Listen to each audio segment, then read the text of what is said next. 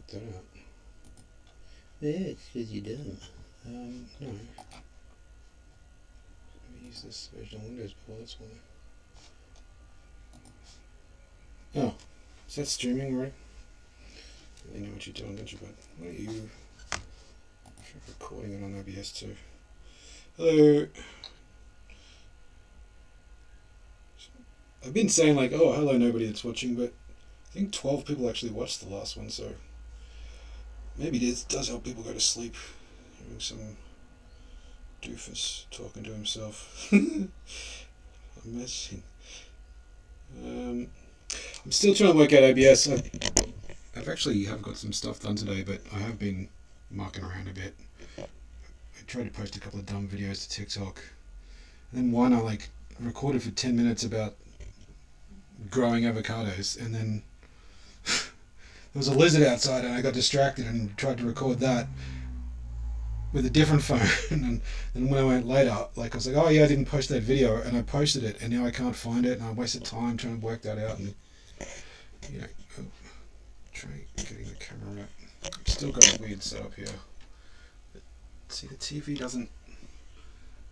I feel like I've wasted a bunch of time, and I'm like, oh. So I was trying to get OBS, so let me see. Is that showing that in the corner there? I was going to try and put on a documentary off YouTube, which I think I won't get a copyright strike for if... The other day when I tried to stream, I streamed on my drink... Yeah, it's in the corner there.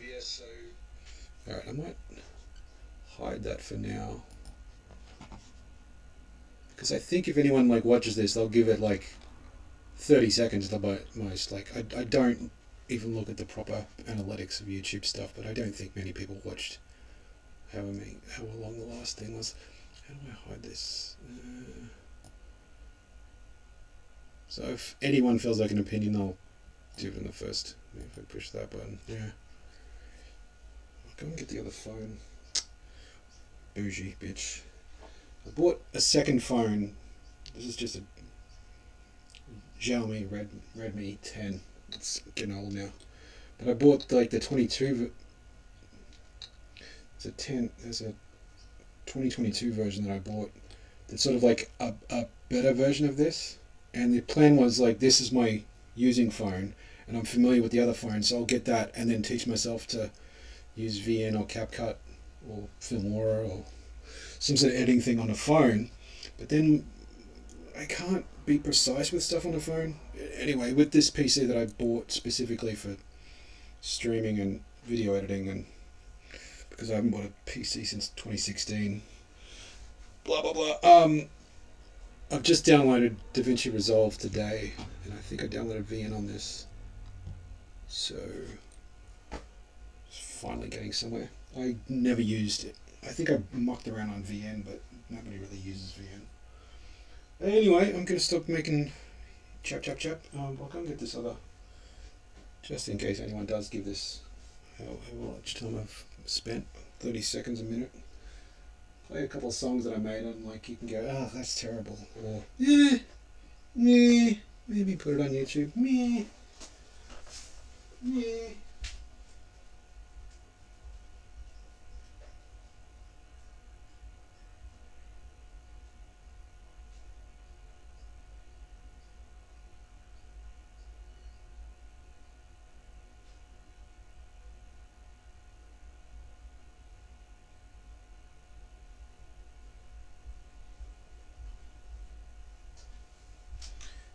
If I ever did post these, I would post something there's no copyright on this because it was made with a machine. I gave this input though. I want to try and demystify. I think a lot of people sort of think you just say, computer, make a very good song, please. Oh shit, that's a terrible. I'm trying to do a reference to that Star Trek movie, but it was Scotty, and he's Scottish. Alright, I won't do the accent. Because apparently I went Russian Irish there. But they sort of go, make a good song, and then you get exactly what you wanted. It's not like that, and especially with ones like this that you can use to create the lyrics. it's not. Some of them are interesting, but none of them are really. I don't think it's going to replace humans. I think you can tell that they're AI, but I think it's an interesting experiment in what. Yeah, I'll do a video on it some other time. I sort of see it as a tool that I'm telling to do something like musicians like Iggy Pop talk about when they're in the studio, like they didn't. He doesn't know how to transcribe music or like what notes. He'd say, I'd point to the bass player and say, okay, do this, dun dun dun dun dun dun dun, dun. And then when I'd say to the guitarist, when I point to you, go dun dun dun dun dun dun, like he would make up the song, but he didn't know what the fuck. And then other times, there's been 10,000 examples of like, yeah, the person that's like credited with like creating the song doesn't actually know how to fucking make music, but they've given instructions to people. So that's a bit how I look at it, and it's a bit like the 10,000 monkeys? Like, I'm sort of saying, this is what I want, and then I kind of feel in a way, because I know, well, you can teach yourself. I know bits and pieces of songwriting, and I've used to be a lot more. Anyway, you can learn how to be a songwriter, and learn all the tricks and what to do.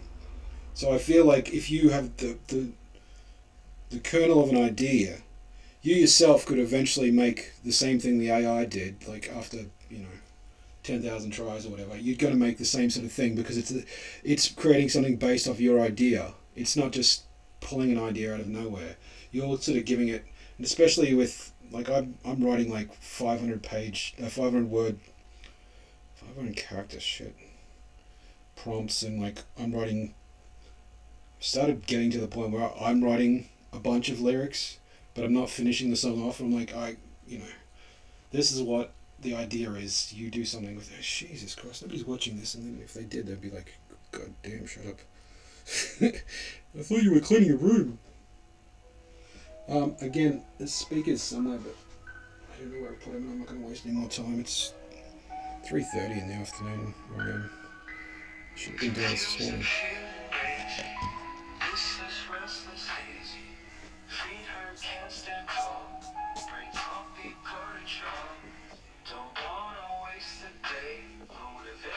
Lost its way, worry about the undone chore, anxious mind can't find the door. House to myself today, burned out, can't play, don't wanna be watching TV, but let the night should capture me. Quirky mind in a daze, caught in life's little maze. Listless thoughts in my head, trapped in this comfy bed. Lazy thoughts in the air.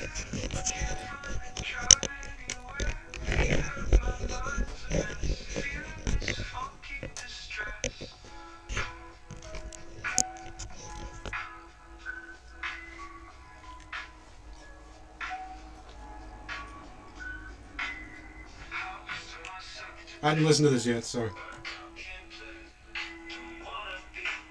So I'd written this long ass thing about,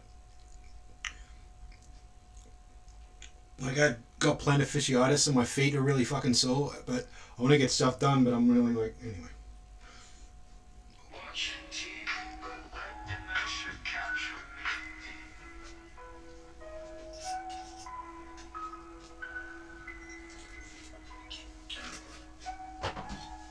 No time for love, Dr. Jones.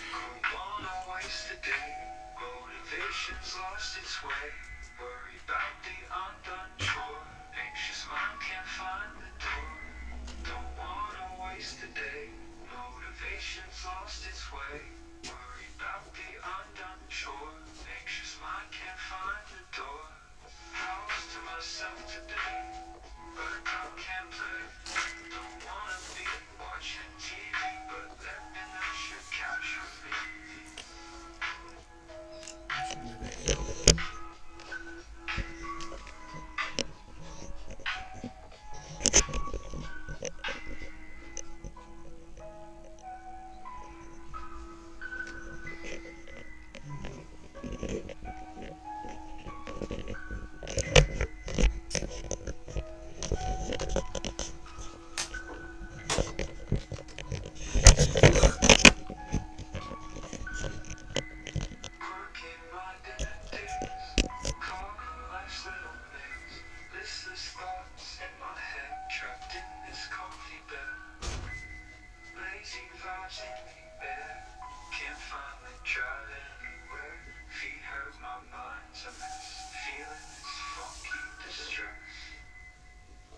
This is not bad, man.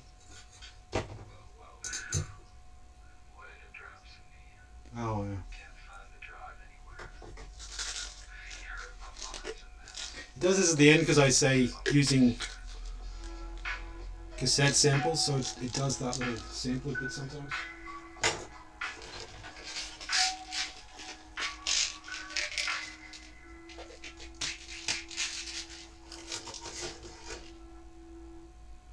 The problem is I'm biased. Like, I made a song about how I was feeling. I wanted to make a song about how I was feeling about shit, and that's what it's done.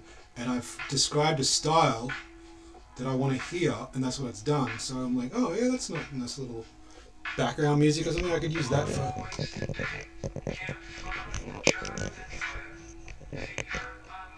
Some of the rhyming couplets are a little weird though. Funky distress, you know.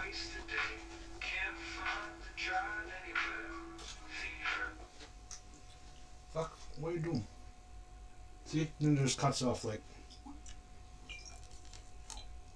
Because they give you 4 minutes, like for the freebie plan or whatever. And I don't know how to make it keep playing every other song in here. I did it the other day. No, play the next one. Just keep. I see how I've got 80 fucking songs. Can you play the next one in the line, please? The good thing is I know exactly what I'm doing all the time. I never just get annoyed with my own inaccuracies. Inaccuracies? That's not even what you meant. Inadequacies! You impotent fool!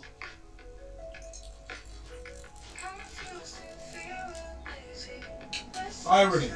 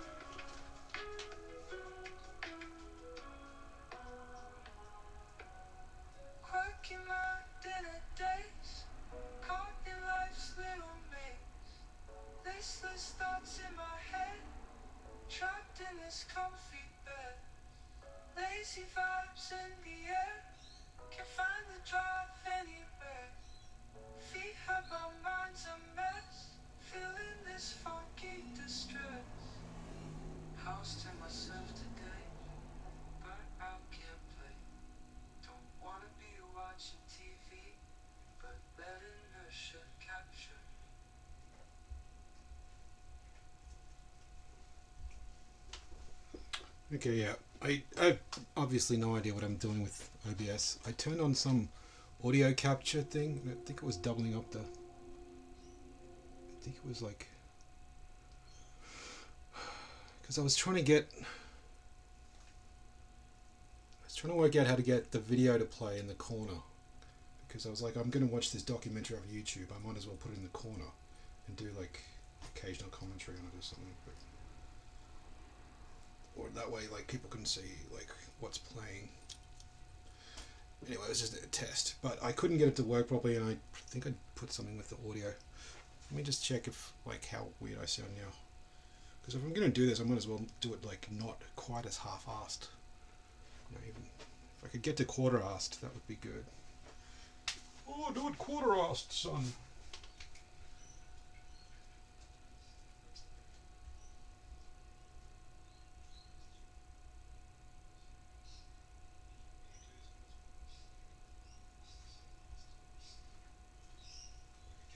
Yeah, that's good enough.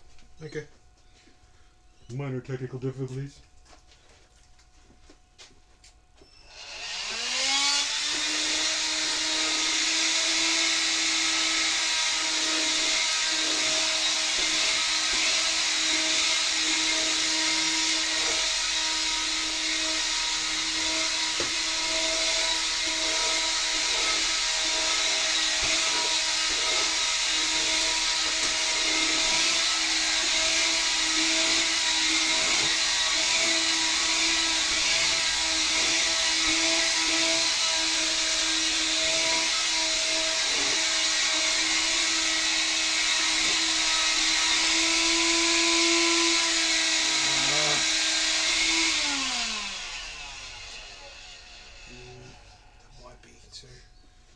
Looking for like little just stuff that I don't like.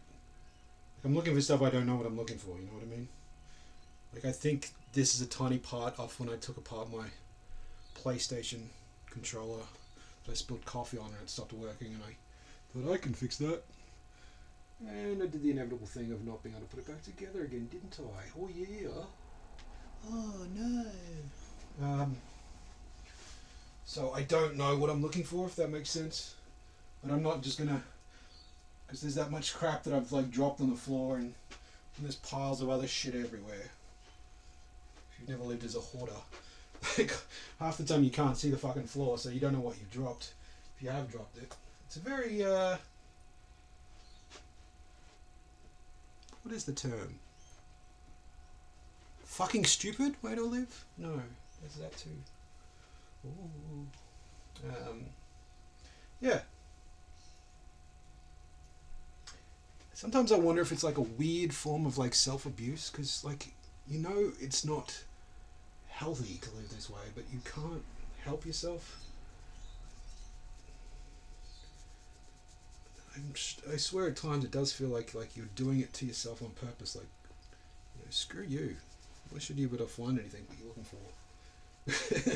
Why should you have nice things? Just pile up piles of crap things, and then there'll be little avalanches. And oh shit, I'm doing it again. Right, sorry. Say less, say less. But I really gotta do something with this before I shave it off, don't I? Feeling lost in daisy, mindless enemies. Feet are kinda lazy, brain like lumpy haze. Clock keeps on ticking, time just slips away. Motivation's missing, can't find words to say. Confused and feeling lazy. Restless, restless, hazy. Worried and too busy. Life's a little crazy. House is loud yet empty. Noise in my own mind. Restless kind of frenzy. Direction hard to find. I'm burning out and aching. Inert and on my bed. Indulging feels forsaken. Too hard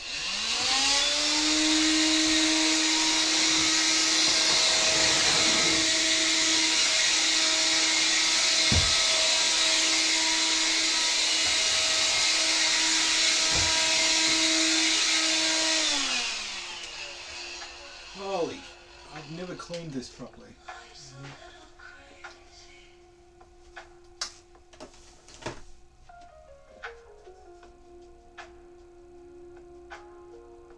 Ooh.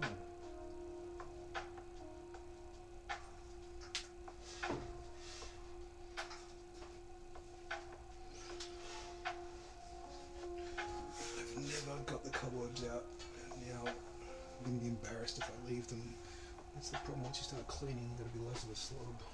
House is locked yet empty. Noise in my own mind. Restless kind of frenzy. Direction hard to find. I'm burning out and aching. Inert on my back. Indulging feels forsaken. Hard to find the track. Confused and feeling lazy. Restless, restless, hazy. Worried and too busy. Life's a little crazy.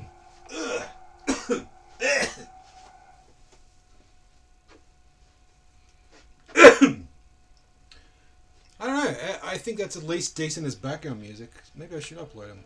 Should I do it to a different channel or this one? Like, I don't really mind about confusing people, but I'll have to try and hashtag them together or put them in a folder together. Playlist, whatever. So that way, like, I can just say, hey, you can put this on.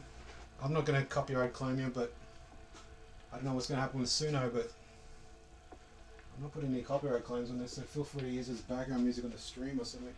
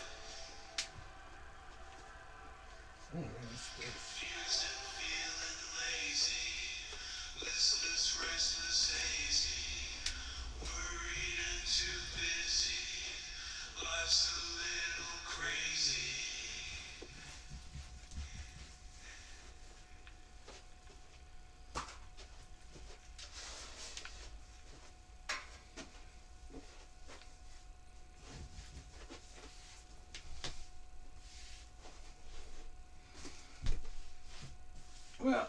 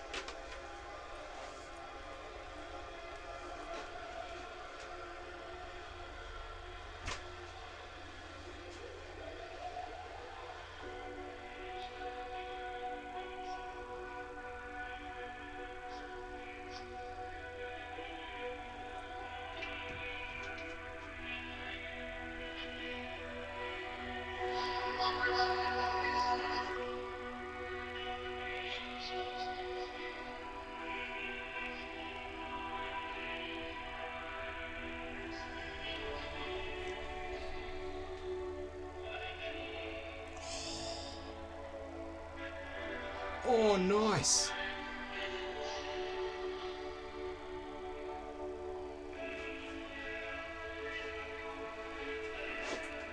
Ooh.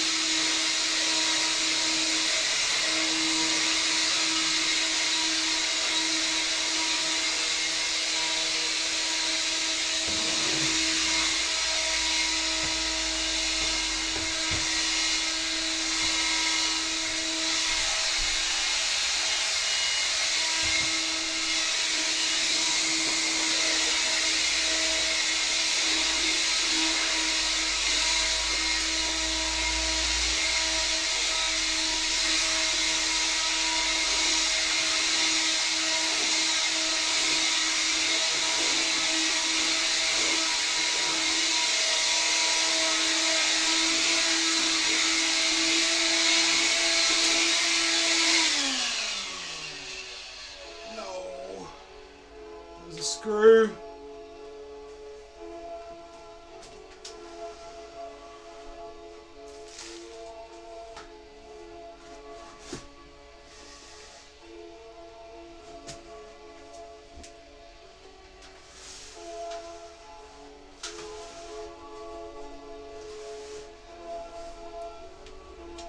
Damn it. What a saved from the vacuum cleaner. I don't know where the fuck that's from. Apparently, I guess it's I give a fuck. Just sucked up a little screw. I saw it just at the last second.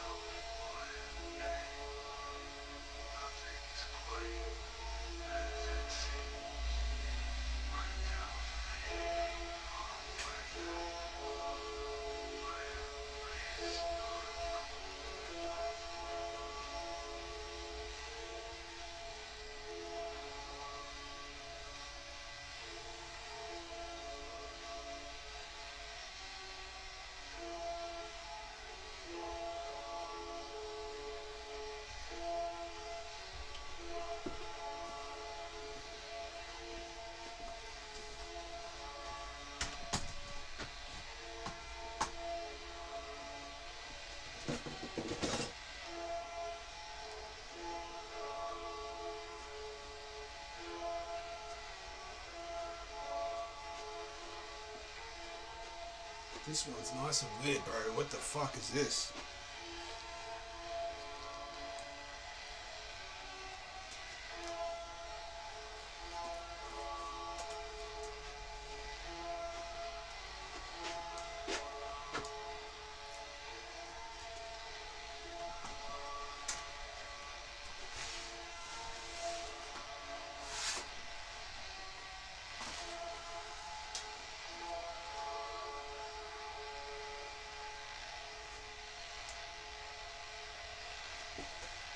Yeah! That's the screw I thought I'd... Unless there's two of them. God. Eris.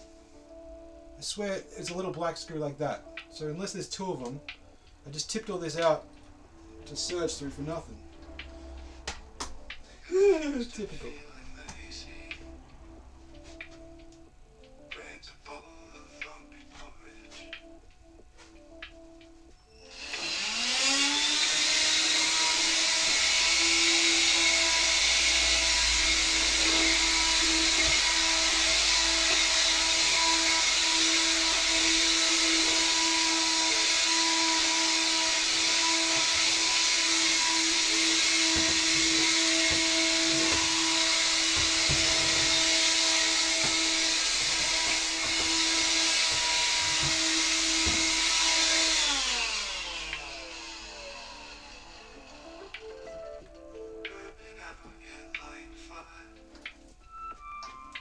Ooh.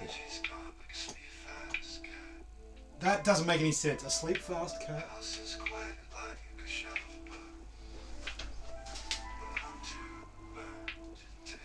Put it over there and lose it again.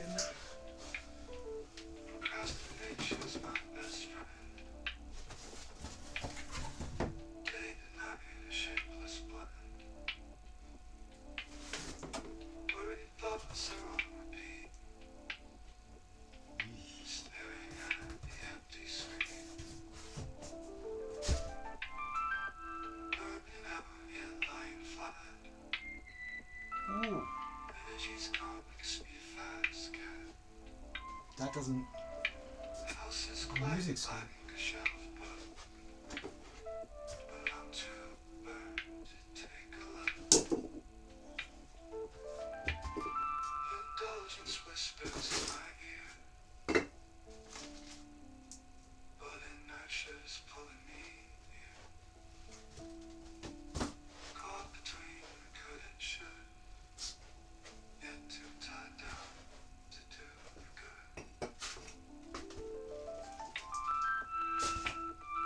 Oh, lovely. That's exactly what I wanted.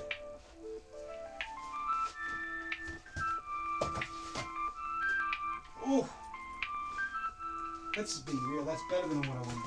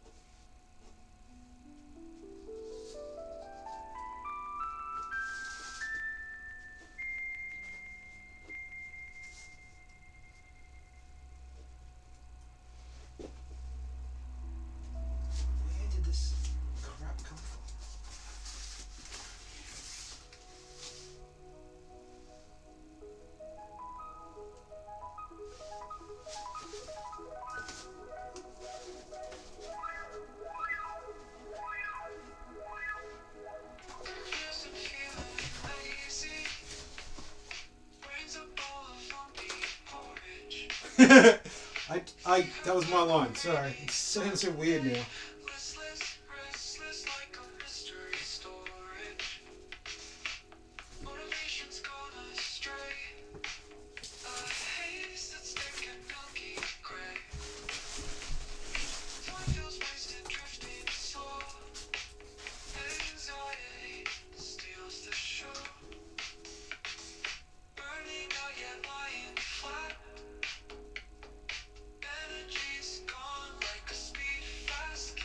Speed fast cat.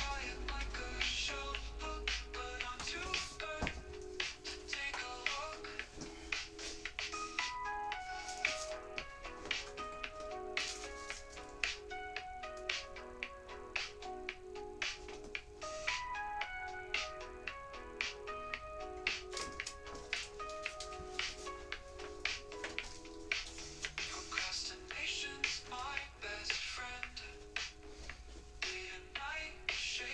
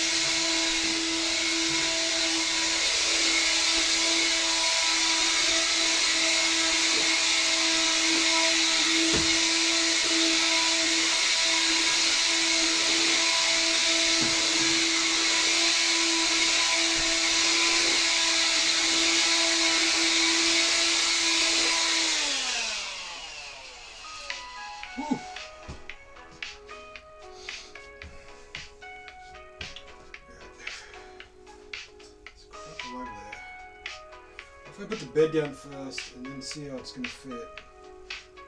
And then put the other stuff.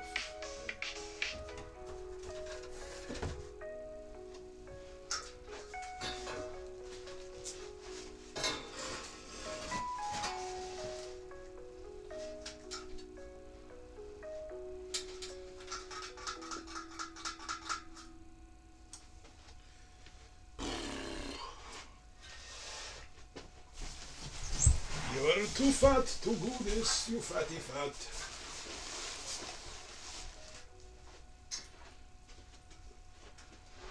Try not to hit the wall when you do this too.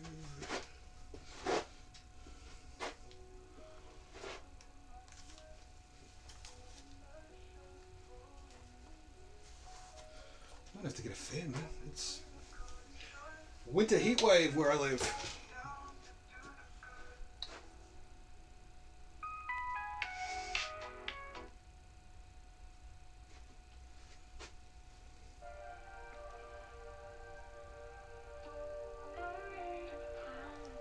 What's that in front of me?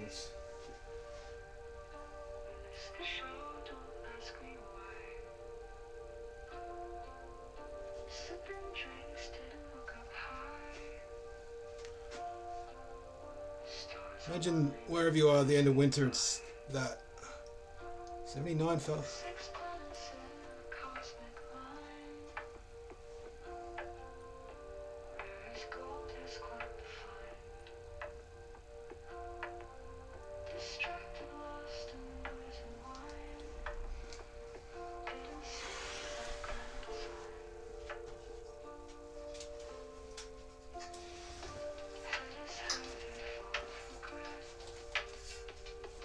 Ow, ow, ow.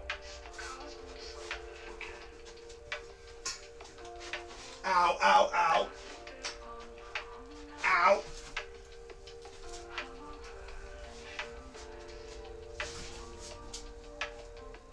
Ow. That's my shins.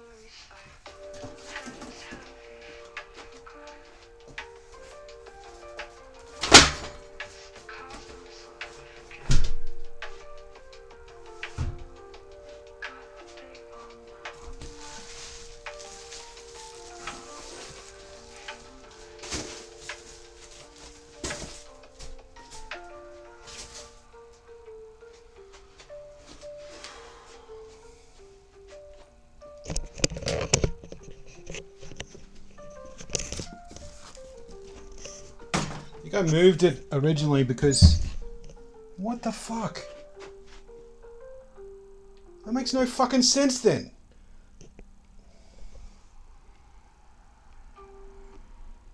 Okay, I'm trying to say less, but the whole fucking reason I moved this bed to that other position was because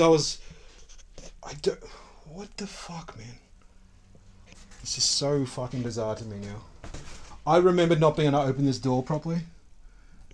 And I was like, I've got that much crap in here, and I I don't even know what's in this. I should empty that out. This is so weird, man. I swear to God, last time I had the bed was like the door could only like open to here, and this one like I get what the frick. Okay, that's probably the problem. I can't open it all the way, but still. Is that the problem? I was trying to check feng shui stuff, and I think you're not supposed to have a bed against the wall. But I was trying to measure it out. If I put because I've got a little like old school desk that I'm going to put the laptop on, and then maybe have like this desk for like art stuff or music stuff. Anyway, I want to have 2 workspaces, or just sort through the crap stuff. I don't know. But if I put the little desk, there's enough room there.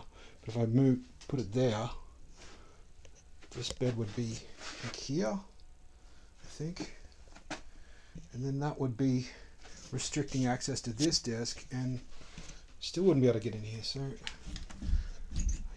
I definitely remember. What the fuck?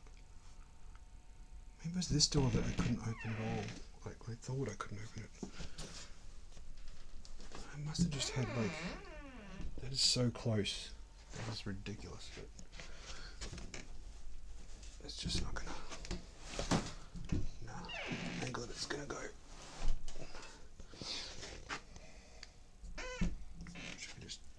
Chop that off. It's a shitty bed frame anyway, like it's bowed in the middle there, that's why I've got those bricks. Like, I have no idea where I got this. I think I inherited it from a housemate. Yeah, maybe it was that housemate's sister that moved out. She didn't. They were like, oh, you can have a bed if you want. You broke bastard, sleeping on the floor.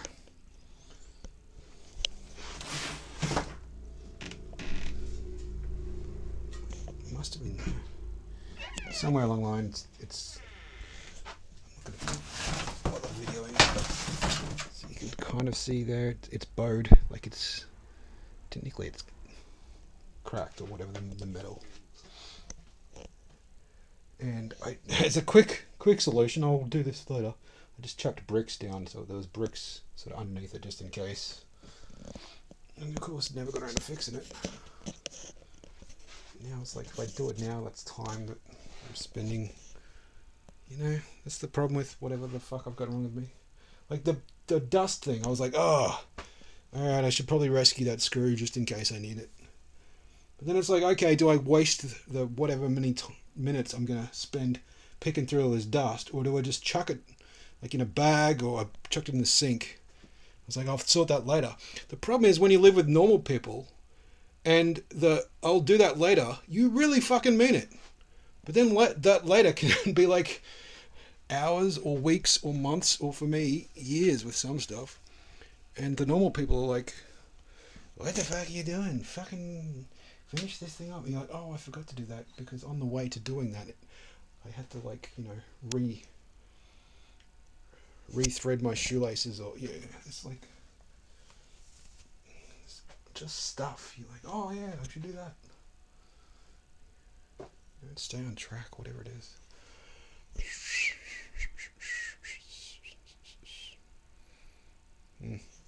Cool story, man. All right, just keeping on. But yeah, it just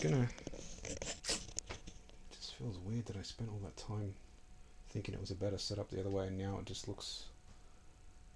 I think because of the TV, I wanted the TV there to play PlayStation, because it wasn't working for me playing on the bed, and I wanted room to put a chair in.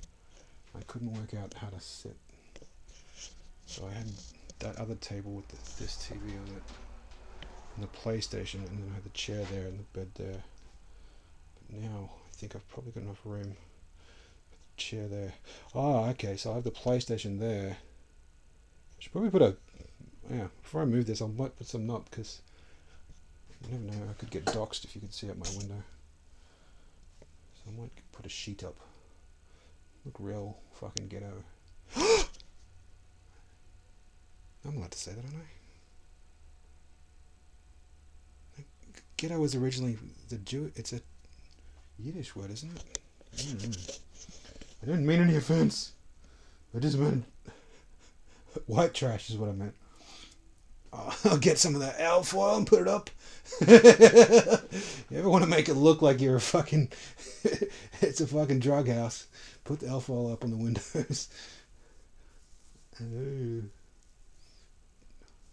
Trap house. Is that what trap houses do? I don't know. We don't know proper trap houses in Australia, I don't think.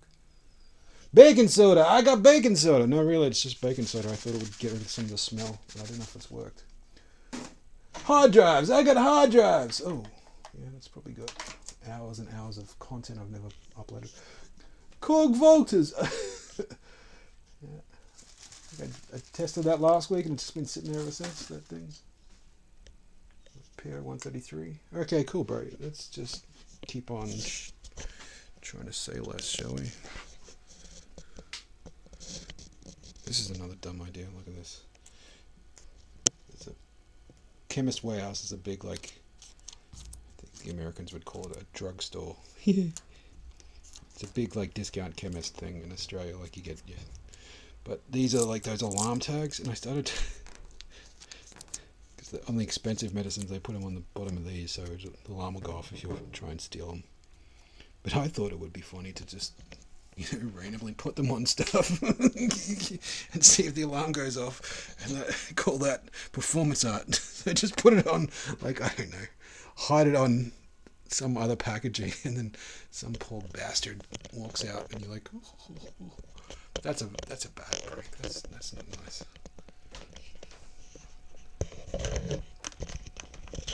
Okay. Right, do I need more coffee? Less talking. That's what I need.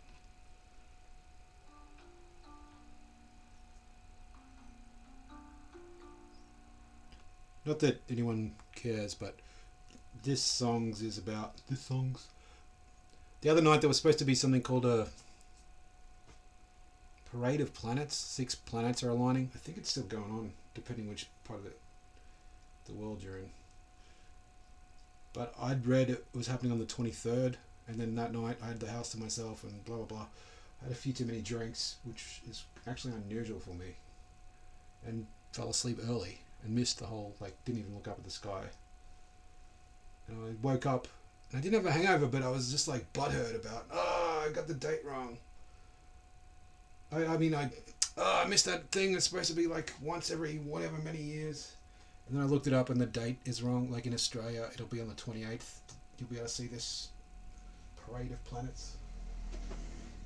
And likelihood is it'll be a clouded night, or it's like, you can see it with the naked eye, but it's like, oh yeah, that blob.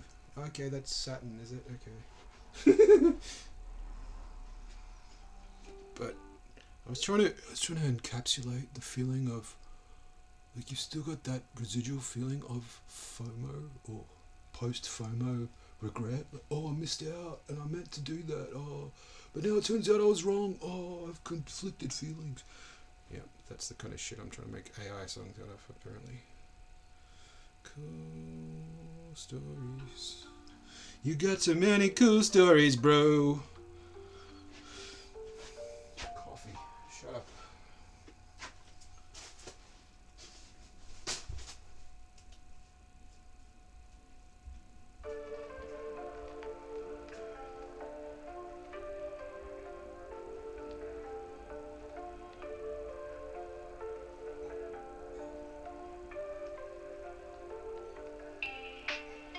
Parade of planets in the sky. Mr. Show, don't ask me why. Sipping drinks to look up high. Stars aligned and pass me by. 6 planets in a cosmic line. Rare as gold is quite defined. Distracted, lost in noise and wine. Didn't see that grand design. Head is heavy, full of regret. Missed the cosmos, I'll never forget. Got the date wrong, now I'm a mess. Hungover and feeling less.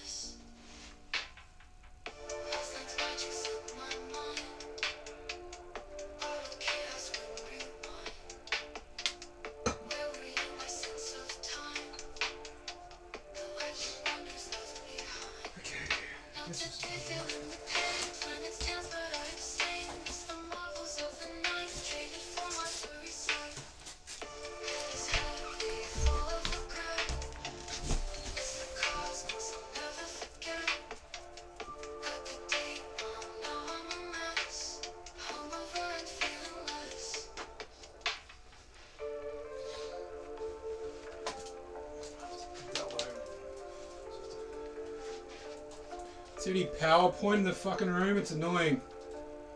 Gotta like run leads. And it lines up exactly where the fucking bed is too. It's the exact height. It's fucking annoying. That's the other reason I moved the bed, because it's run cords to here.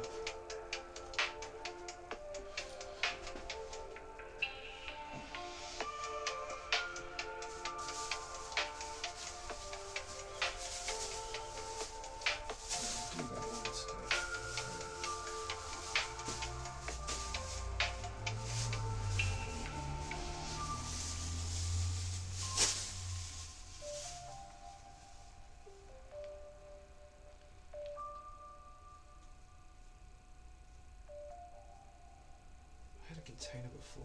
Where did I put it?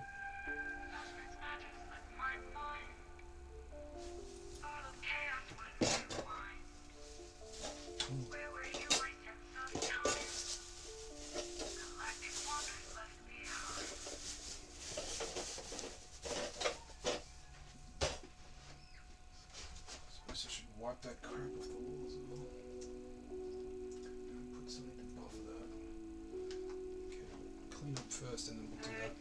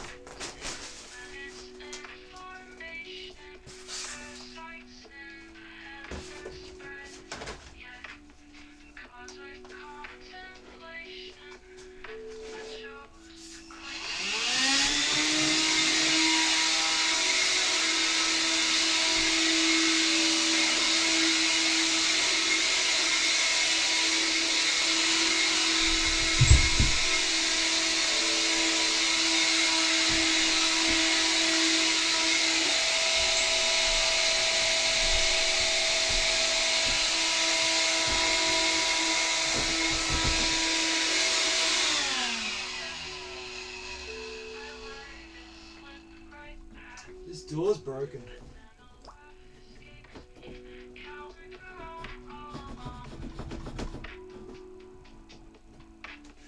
wonder if I could just take the whole door off then, because it's broken. I need replacing anyway.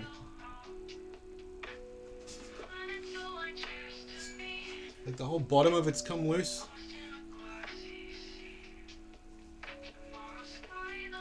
Kind of work for me because then I can access that better.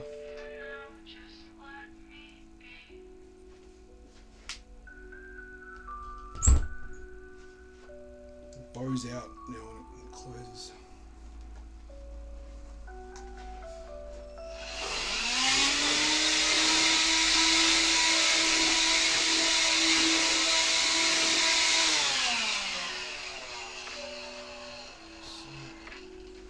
We will need to put something to stop that bash in the wall because I'm worried about that happening. I don't know if cardboard's going to cut it. It doesn't seem to stay there, man. You got to find some better solution to that. Some sort of a pool noodle or something to cushion. It makes all the shit I've got. You'd think I'd have at the top of my dome. I'd have something in mind like, oh yeah, I'll just keep a fucking categorized list of all the multitude of crap that I pick up. It's in here somewhere. Couldn't even find the monitor I wanted to use for this. Still don't know where it is. It's some white monitor about this big.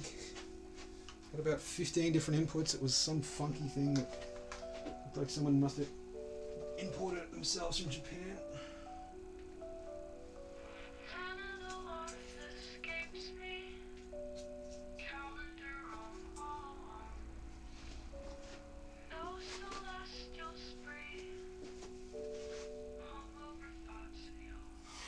Oh, dust. Dust. Ugh.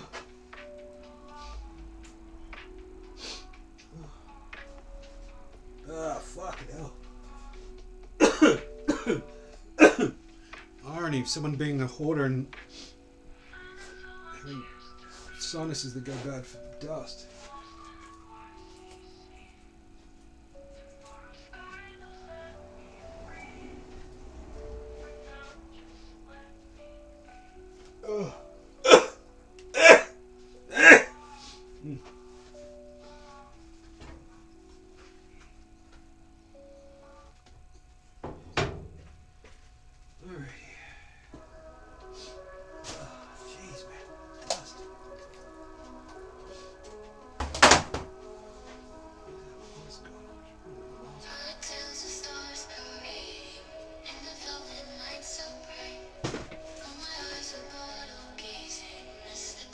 bottle gazing.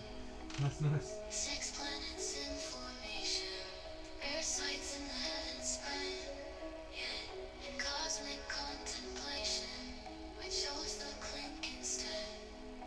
Planets align, cheers to me, God and a will align.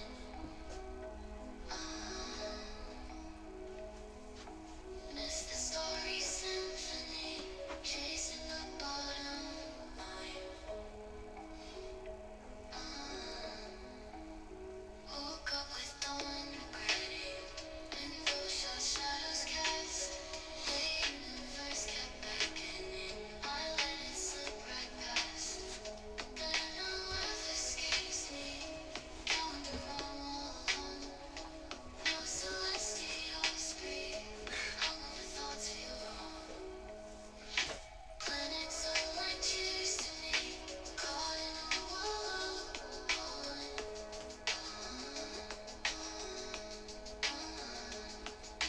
Miss the story symphony, chasing the bottom line.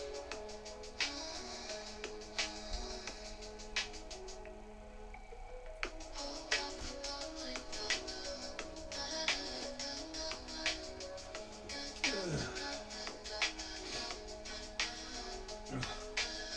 Oh shit.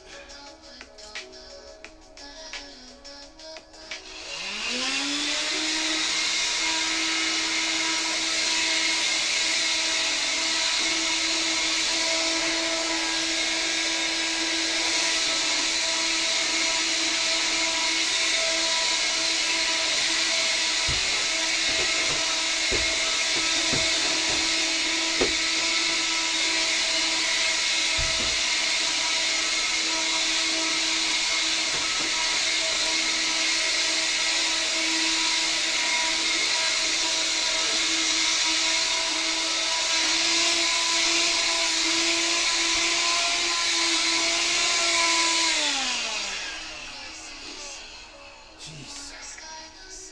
That's a big vacuum already. Oh. Oh. Straight to my sinuses. Oh.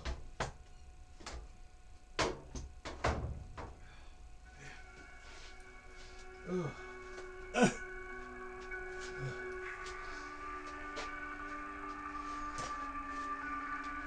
Last night I heard a whisper, a celestial delight, planet parade, dancing twinkling lights so bright. Oh.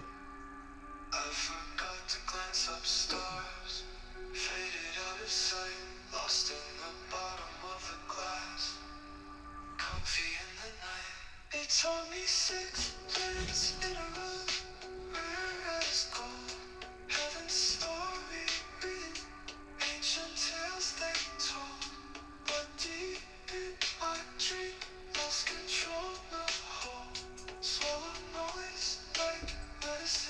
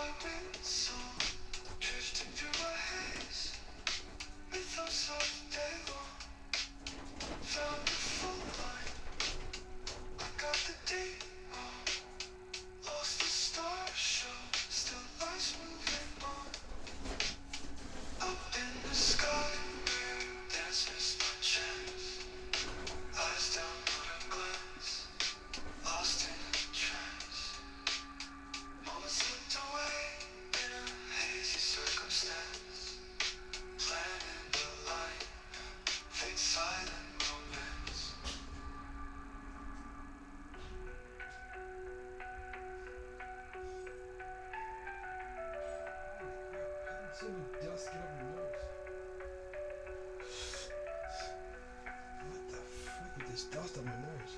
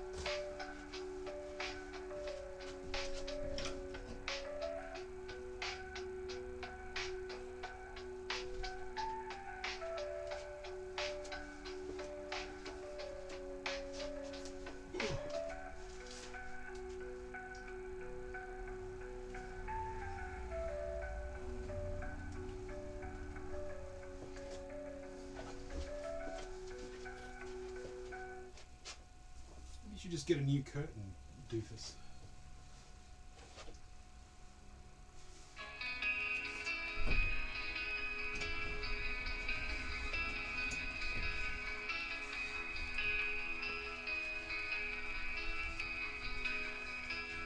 Last night I heard a whisper, the celestial delight.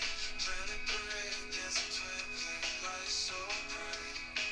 I forgot to glance up, stars faded out of sight. Lost in the bottom of the glass, comfy in the Yeah, it didn't hide anything, so good job.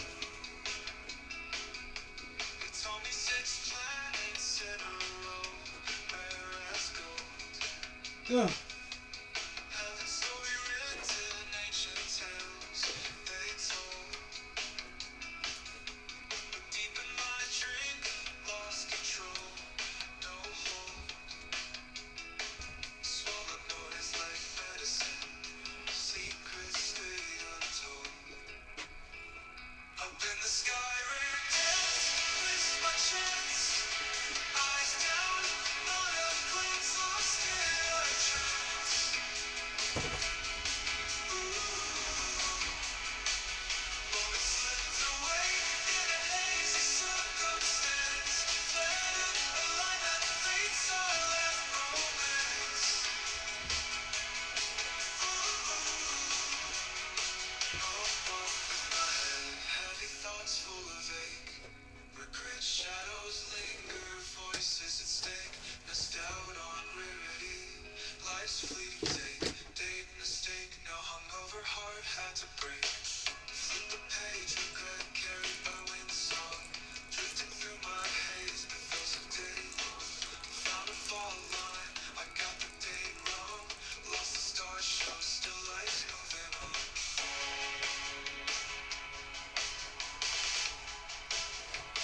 Up in the sky, rare dance, missed my chance.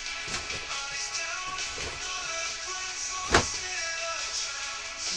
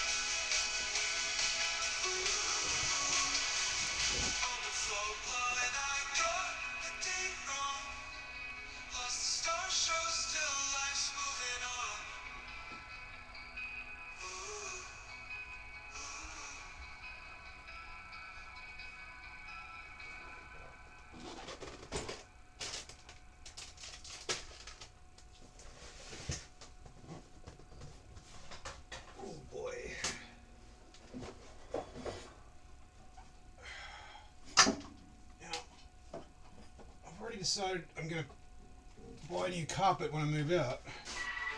So should I put something down to save the carpet, or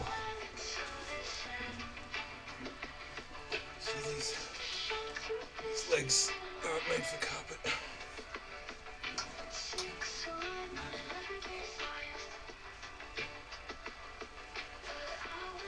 It looks tacky, doesn't it? Putting cardboard down.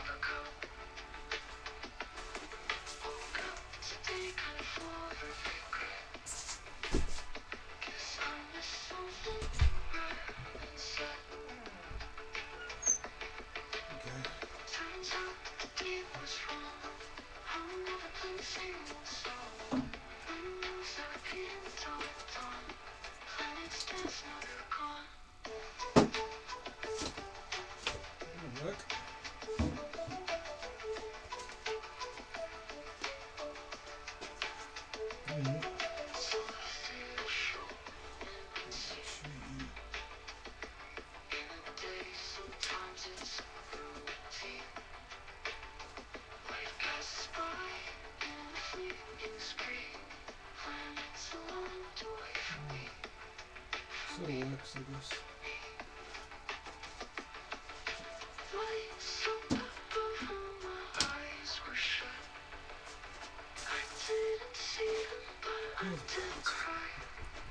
Heat wave we're at.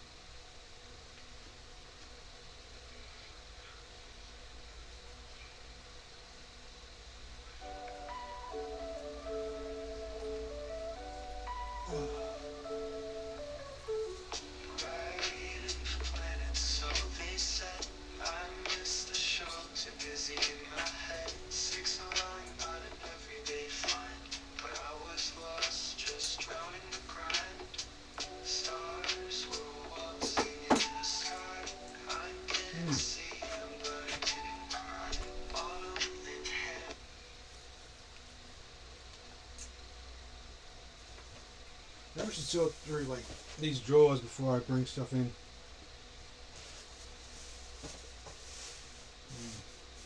Oh, you don't do that to me!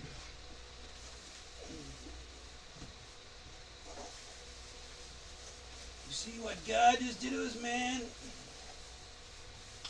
God, nothing here. DA agent.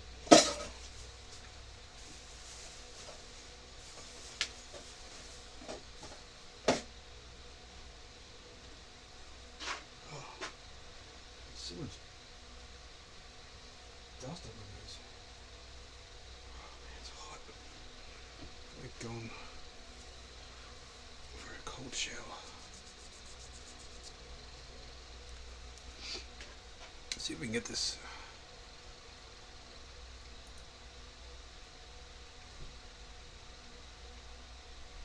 How do I make that work?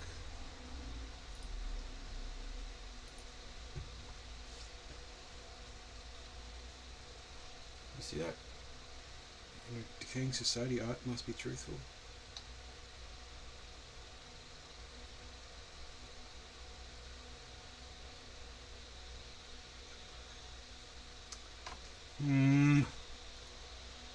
Why is the sound not working on it? I don't know.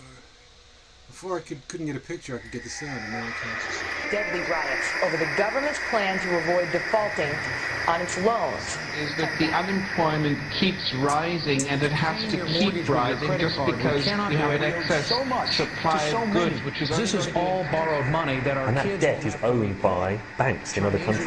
about $1 trillion in bonds. In the form of a convenient personal loan. A filter cigarette that delivers the taste, and 45 malt liquor. Are you hot? Quite some time ago, by a psychologist, America is sponsoring I first learned it from my grandmother. Now, my grandmother was a wonderful person. She taught me how to play the game Monopoly. She understood that the name of the game is to acquire. She would accumulate everything she could, and eventually she became the master of the board. And then she would always say the same thing to me. She'd look at me and she'd say, So I think this is the "One third day, Zeitgeist movie. you'll learn to play the game." Yeah. One summer, I played It'd be funny Monopoly if I got a almost every copyright day, strike all for day this, long. And that summer, I Based on learned the to play the Holy game. Force. I came to understand the only way to win is to make a total commitment to acquisition. I came to understand that money and possessions, that's the way that you keep score. And by the end of that summer, I was more ruthless than my grandmother. I was ready to bend the rules if I had to win that game. And I sat down with her to play that fall. I took everything she had. I watched her give her last dollar and quit in utter defeat. And then she had one more thing to teach me. Then she said, "Now it all goes back in the box." All those houses and hotels, all the railroads and utility companies, all that property and all that wonderful money. Now it all goes back in the box. None of it was really yours. You got all heated up about it for a while. But it was around a long time before you sat down at the board. And it will be here after you're gone. Players come and players go. Houses and cars, titles and clothes, even your body. Because the fact is that everything I clutch and consume and hoard is going to go back in the box, and I'm going to lose it all. You have to ask yourself, when you finally get the ultimate promotion, when you've made the ultimate purchase, when you buy the ultimate home, when you have stored up financial security and climbed the ladder of success to the highest rung you can possibly climb it, and the thrill wears off, and it will wear off, then what? How far do you have to walk down that road before you see where it leads? Surely you understand, it'll never be enough. So you have to ask yourself the question, what matters?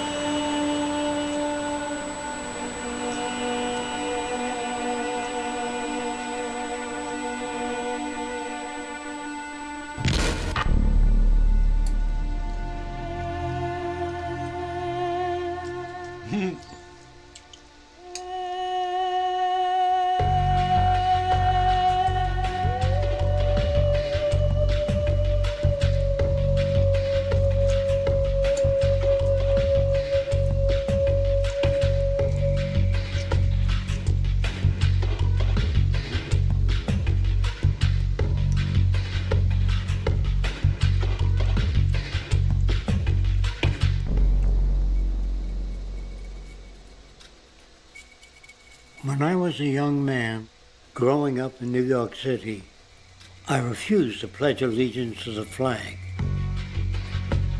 Of course, I was sent to the principal's office, and he asked me, "Why don't you want to pledge allegiance? Everybody does." I said, "Everybody once believed the earth was flat, but that doesn't make it so." I explained that America owed everything it has to other cultures and other nations, and that I would rather pledge allegiance to the earth and everyone on it. Needless to say, it wasn't long before I left school entirely, and I set up a lab in my bedroom. There I began to learn about science and nature. I realized then that the universe is governed by laws, and that the human being, along with society itself, was not exempt from these laws. Then came the crash of 1929, which began what we now call the Great Depression. I found it difficult to understand why millions were out of work, homeless, starving, while all the factories were sitting there. The resources were unchanged. It was then that I realized that the rules of the economic game were inherently invalid. Shortly after came World War II, where various nations took turns systematically destroying each other. I later calculated that all the destruction and wasted resources spent on that war could have easily provided for every human need on the planet. Since that time, I have watched humanity set the stage for its own extinction. I have watched as the precious finite resources are perpetually wasted and destroyed in the name of profit and free markets. I have watched the social values of society be reduced into a base artificiality of materialism and mindless consumption. And I have watched as the monetary powers control the political structure of supposedly free societies. I'm 94 years old now, and I'm afraid my disposition is the same as it was 75 years ago. This shit's got to go.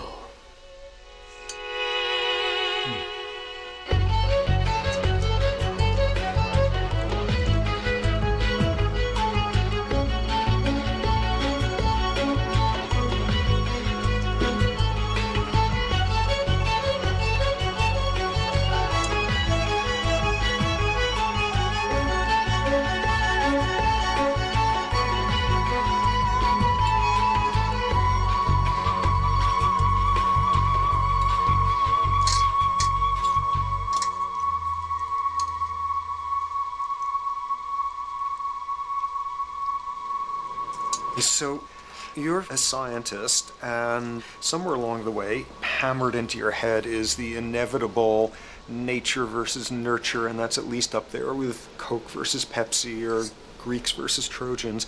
So nature versus nurture, this by now utterly oversimplifying view of where influences on how a cell deals with an energy crisis, up to what makes us who we are on the most individualistic levels of personality. And what you've got is this complete false dichotomy built around nature as deterministic. At the very bottom of all the causality of life is DNA and the code of codes and the Holy Grail, and everything is driven by it. And at the other end, a much more social science perspective, which is we are social organisms, and biology is for slime molds. Humans are free of biology, and obviously both views are nonsense. What you see instead is it is virtually impossible to understand how biology works outside the context of environment. One of the most crazy-making yet widespread and potentially dangerous notions is, oh, that behavior is genetic. Now, what does that mean? It means all sorts of subtle stuff if you sort of know modern biology, but for most people out there, what it winds up meaning is already saved this movie to a playlist called Cloudface's Random Movies. In biology and genetics, genes equal things that can be changed. Genes equal things that are inevitable and that you might as well not waste resources trying to fix, might as well not put societal energies into trying to improve because it's inevitable, it's unchangeable. And that is sheer nonsense.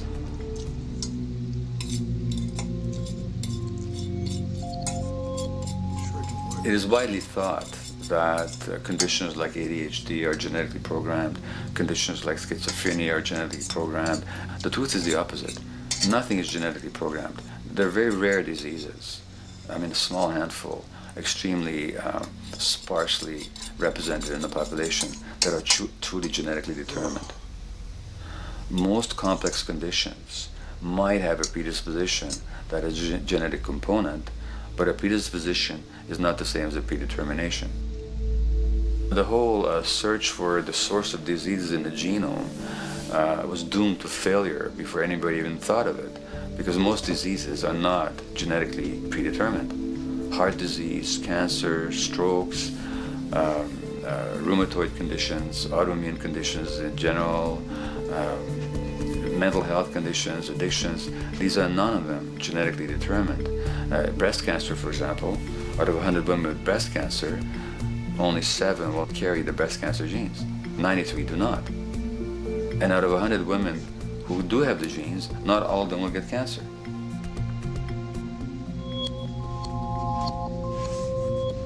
Genes are not just things that make us behave in a particular way regardless of our environment. Genes give us different ways of responding to our environment. And in fact, it looks as if some of the early childhood influences of a kind of child rearing affects gene expression, actually turning on and off different genes to put you on a different developmental track, which may suit the kind of world you've got to deal with. So, for example, a study done in Montreal with suicide victims looked at autopsies of the brains of these people. And it turned out that if a suicide victim, these are usually young adults, had been abused as children, the abuse actually caused a genetic change in the brain that was absent in the brains of people who had not been abused. That's an epigenetic effect. Epi means on top of, so that the epigenetic influence is what happens environmentally to either activate or deactivate certain genes. In New Zealand, there's a study that was done in a town called Dunedin, in which a few thousand individuals were studied from birth up to into their 20s. What they found was that they could identify a genetic mutation, an abnormal gene, which did have some relation to the predisposition to commit violence, but only if the individual had also been subjected to severe child abuse. In other words, a child with this abnormal gene would be no more likely to be violent than anybody else, and in fact they actually had a lower rate of violence than people with normal genes, as long as they weren't abused as children. Great additional example of the ways in which genes are not be-all, end-all. Fancy technique where you can take a specific gene out of a mouse. That mouse and its descendants will not have that gene. You have knocked out that gene. So there's this one gene that codes for a protein that has something to do with learning and memory. And this fabulous demonstration, knock out that gene and you have a mouse that doesn't learn as well. Ooh, a genetic basis for intelligence. What was much less appreciated in that landmark study that got picked up by the media left and right is take those genetically impaired mice and raise them in a much more enriched, stimulating environment than your normal mice in a lab cage, and they completely overcame that deficit. So when one says in a contemporary sense that, oh, this behavior is genetic, to the extent that that's even a valid sort of phrase to use, what you're saying is there is a genetic contribution to how this organism responds to environment. Genes may influence the readiness with which an organism will deal with a certain environmental challenge. You know, that's not the version most people have in their minds. And not to be too soapboxing, but run with the old sort of version of it's genetic, and it's not that far from a history of eugenics and things of that sort. It's a widespread misconception, and it's a potentially fairly dangerous one. One reason that the sort of biological explanation for violence, one reason that hypothesis is potentially dangerous, it's not just misleading, it can really do harm, is because if you believe that, you could very easily say, well, there's nothing we can do to change the predisposition people have to becoming violent. All we can do if somebody becomes violent is punish them, you know, lock them up or execute them. But we don't need to worry about changing the social environment or the social preconditions that may lead people to become violent, because that's irrelevant. The genetic argument allows us the luxury of ignoring past and present historical and social factors. And in the words of Louis Menand, he wrote in the New Yorker, very astutely, he said, "It's all in the genes, an explanation for the way things are that does not threaten the way things are.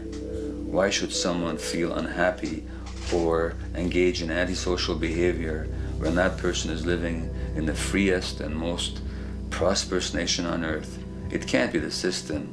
There must be a flaw in the wiring somewhere," which is a good way of putting it. So the genetic argument is simply a cop-out, which allows us to ignore the social and economic and political factors that in fact underlie many troublesome behaviors.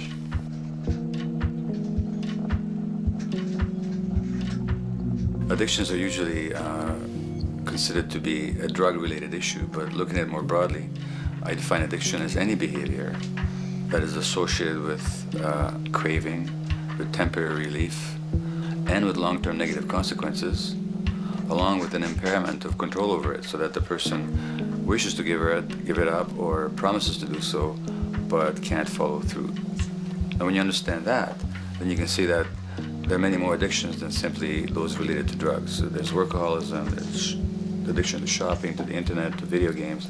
There's the addiction to power. People have power, but they want more and more and more. Nothing is ever enough for them. Acquisition, corporations that must own more and more. The addiction to oil, or at least to the wealth and to the products made accessible to us by oil. Look at the negative consequences on the environment. We're destroying the very earth that we inhabit for the sake of that addiction. Now, these addictions are far more devastating in their social consequences than the cocaine or heroin habits of my downtown East Side patients. Yet they're rewarded and considered to be respectable. The tobacco company executive that shows a higher profit will get a much bigger reward. He doesn't face any negative consequences legally or otherwise. In fact, he's a respected member of the board of several other corporations. But tobacco smoke-related diseases kill 5.5 million people around the world every year. In the United States, they kill 400,000 people a year. And these people are addicted to what? To profit. To such a degree are they addicted that they're actually in denial about the impact of their activities, which is typical for addicts, is denial. And that's a respectable one. It's respectable to be addicted to profit no matter what the cost. So what is acceptable and what is respectable is a highly arbitrary phenomenon in our society. And it seems like the greater the harm, the more respectable the addiction.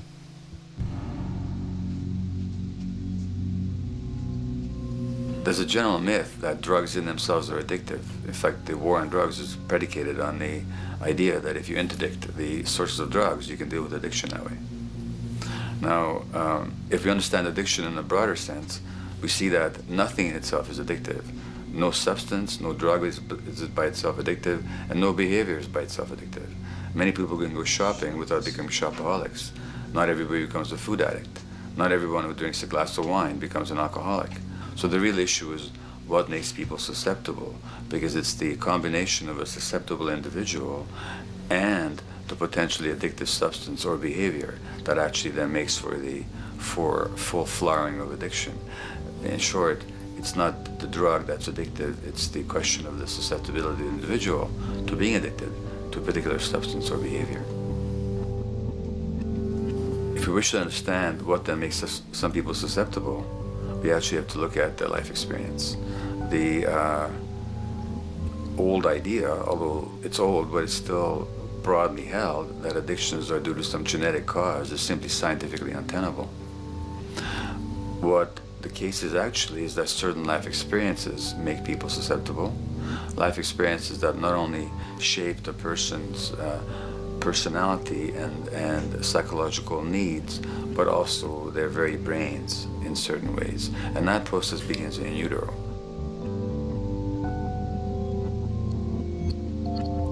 It's been shown, for example, that if you stress mothers during pregnancy, their children are more likely to have traits that predispose them to addictions. And that's because development is shaped by the psychological and social environment. So the biology of human beings is very much affected by and programmed by their life experiences beginning in utero. Environment does not begin at birth. Environment begins as soon as you have an environment. As soon as you are a fetus, you are subject to whatever information is coming through mom's circulations, hormones, levels of nutrients. Great landmark example of this, something called the Dutch hunger winter. 1944, Nazis occupying Holland. For a bunch of reasons, they decide to take all the food and divert it to Germany. For 3 months, everybody there is starving. Tens of thousands of people starve to death. What the Dutch hunger winter effect is, if you were a second or third trimester fetus during the starvation, your body learned something very unique during that time. As it turns out, second, third trimester, something that your body is going about trying to learn about the environment is, well, how menacing of a place is it out there? How plentiful? How much nutrients am I getting by way of mom's circulation? Be a fetus who is starving during that time, and your body programs forever after to be really, really stingy with your sugar and fat, and what you do is you store every bit of it. Be a Dutch hunger winter fetus, and half a century later, everything else being equal, you are more likely to have high blood pressure, obesity, or metabolic syndrome. That is environment coming in a very unexpected place. You can stress animals in a laboratory when they're pregnant, and their offspring will be more likely to use cocaine and alcohol as adults. You can stress human mothers. For example, in a British study, women who are abused in pregnancy will have higher levels of the stress hormone cortisol in their placenta at birth, and their children are more likely to have conditions that predispose them to addictions by age 7 or 8. So in utero stress already prepares the ground for all kinds of mental health issues. Israeli study done prior on children born to mothers who were pregnant prior to the onset of the 1967 war. These women, of course, are very stressed, and their offspring have a higher incidence of schizophrenia than the average cohort. So there's plenty of evidence now that prenatal effects Parcel from have a huge Kmart today, impact on another the one from some developing street human being. things. Are there more coming? I might be out tomorrow. And she's like, yeah, spinning the inheritance. The point about human development, and specifically human brain development, is that it occurs mostly under the impact of the environment and mostly after birth.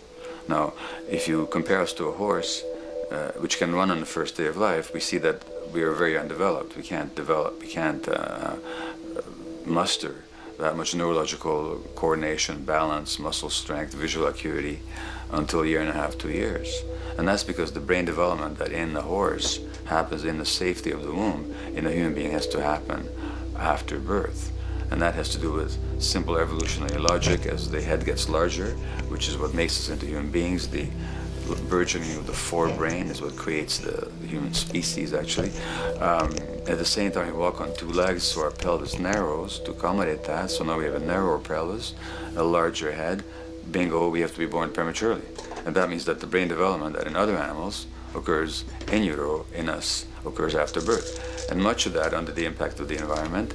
And the concept of neural Darwinism simply means that the circuits that get the appropriate input from the environment will develop optimally, and the ones that don't will either not develop optimally or perhaps not at all. If you take a child with perfectly good eyes at birth and you put him in a dark room for 5 years, he'll be blind thereafter for the rest of his life, because the circuits of vision require light waves for their development. And without that, even the rudimentary circuits present and active at birth will atrophy and die, and new ones will not develop. There's a significant way in which early experiences shape adult behavior, and even and especially early experiences for which there's no recall memory. It turns out that there are two kinds of memory. There is explicit memory, which is recall. This is when you can call back facts, details, episodes, circumstances. But the structure in the brain, which is called the hippocampus, which encodes recall memory, it doesn't even begin to develop fully until a year and a half, and it's not fully developed till much later, which is why hardly anybody has any recall memory prior to 18 months. But there's another kind of memory, which is called implicit memory, which is in fact an emotional memory, where the emotional impact and the interpretation that the child makes of those emotional experiences is ingrained in the brain in the form of nerve circuits ready to fire without specific recall. So to give you a clear example, people who are adopted have a lifelong sense of rejection very often. They can't recall the adoption, they can't recall the separation from birth mother, because there's nothing there to recall with. But the emotional memory of separation and rejection is deeply embedded in their brains. Hence, they're much more likely to experience a sense of rejection and a great emotional upset when they perceive themselves as being rejected than other people. That's not unique to people who are adopted, but it's particularly strong in them because of this function of implicit memory. People who are addicted, given that they, according to all the research literature, certainly in my experience, the hardcore addicts virtually were all significantly abused as children or suffered severe emotional loss. Their emotional or implicit memories are those of a world that's not safe and not helpful, caregivers who are not to be trusted, and relationships that are not safe enough to open up to vulnerably.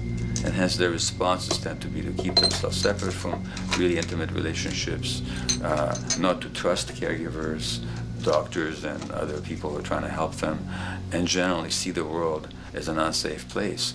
And that's strictly a function of implicit memory, which sometimes has to do with incidents they don't even recall.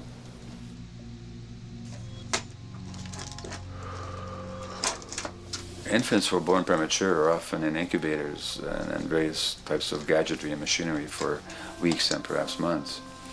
It's now known that if these children are touched and stroked on the back for just 10 minutes a day, that promotes their brain development.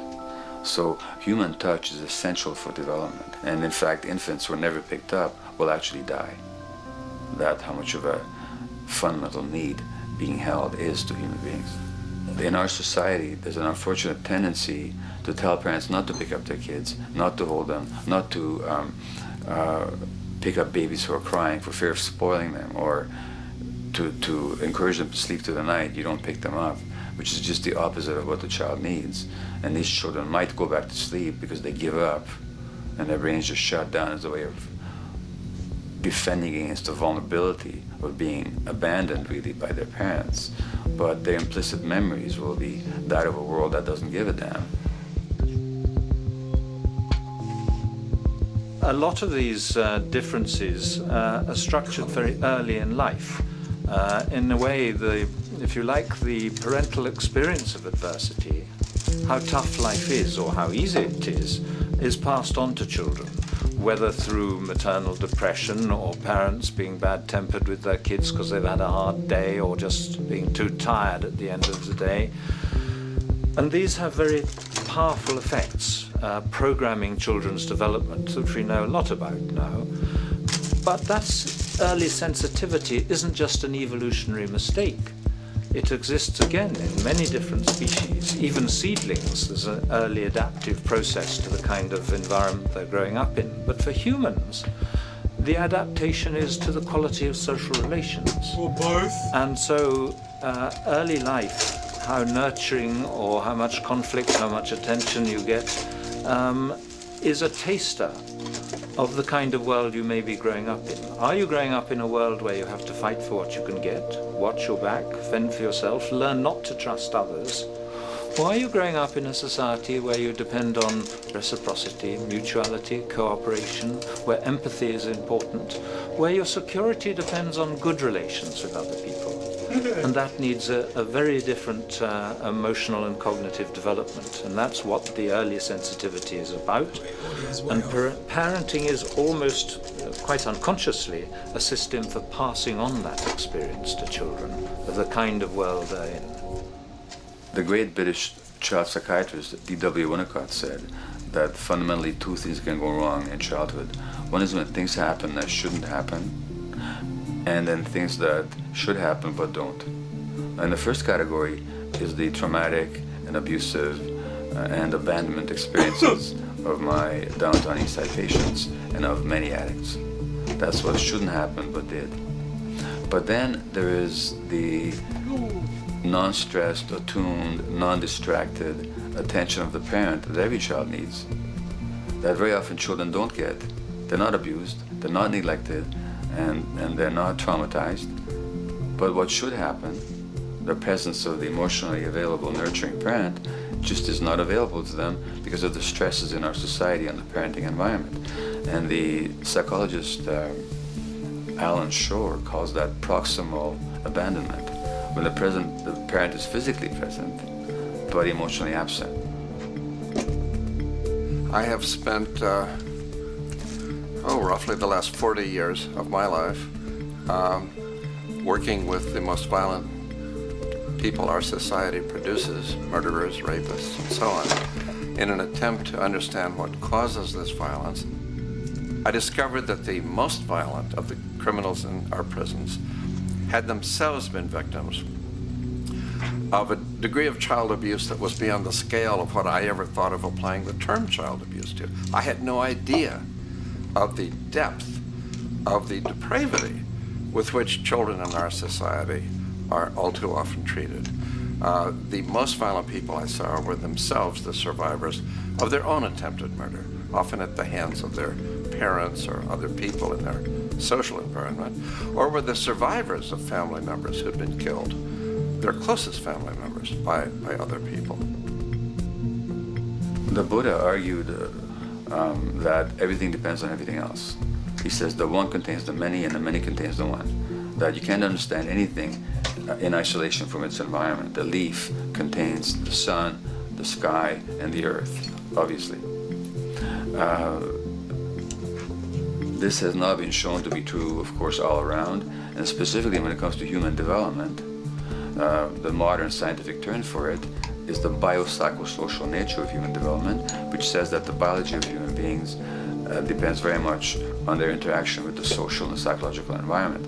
And specifically, the psychiatrist and researcher Daniel Siegel at the University of California, Los Angeles, UCLA, has coined the phrase interpersonal neurobiology, which means to say that the way that our nervous system functions depends very much on our personal relationships. In the first place with the parenting caregivers, and in the second place with other important attachment figures in our lives, and in the third place with our entire culture. So that you can't separate the neurological functioning of a human being from the environment in which he or she grew up in and continues to exist in. And this is true throughout the life cycle. It's particularly true when you're dependent and helpless and your brain is developing, but it's true even in adults and even at the end of life.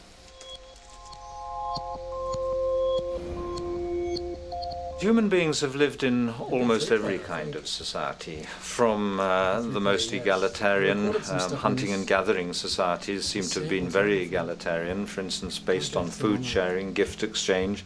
Small bands of people living predominantly off of foraging, but a little bit of hunting. Predominantly among people you have at the least known your entire life, if not surrounded by third cousins or closer, in a world in which there is a great deal of fluidity between different groups, in a world in which there is not a whole lot in terms of the material culture. This is how humans have spent most of their hominid history. And no surprise, that makes for a very different world. One of the things you get as a result of that is far less violence. Organized group violence is not something that occurred at that time of human history, and that seems quite clear. So where did we go wrong? Violence is not universal. It's not symmetrically distributed throughout the human race. There is a huge variation in the amount of violence in different societies. There are some societies that have virtually no violence. There are others that destroy themselves. Some of the Anabaptist religious groups that are complete strict pacifists, like the Amish, the Mennonites, the Hutterites. Among some of these groups, the Hutterites, there are no recorded cases of homicide. During our major wars, like World War II, where people were being drafted, they would refuse to serve in the military. They would go to prison rather than serve in the military. In the kibbutzim in Israel, the level of violence is so low that the criminal courts there will often send violent offenders, people who've committed crimes, to live on the kibbutzim in order to learn how to live a nonviolent life, because that's the way people live there. So we are amply shaped by society. Our societies in the broader sense, including our theological, our metaphysical, our linguistic influences, etc., our societies help shape us as to whether or not we think life is basically about sin or about beauty, whether the afterlife will carry a price for how we live our lives or if it's irrelevant. In a broad sort of way, different large societies could be termed as individualistic or collectivist, and you get very different people and different mindsets, and I suspect different brains coming along with that. We in America are in one of the most individualistic of societies, and capitalism being a system that allows you to go higher and higher up a potential pyramid, and the deal is it comes with fewer and fewer safety nets. By definition, the more stratified a society is, the fewer people you have as peers, the fewer people with whom you have symmetrical, reciprocal relationships, and instead all you have are differing spots and endless hierarchies. And a world in which you have few reciprocal partners is a world with a lot less altruism.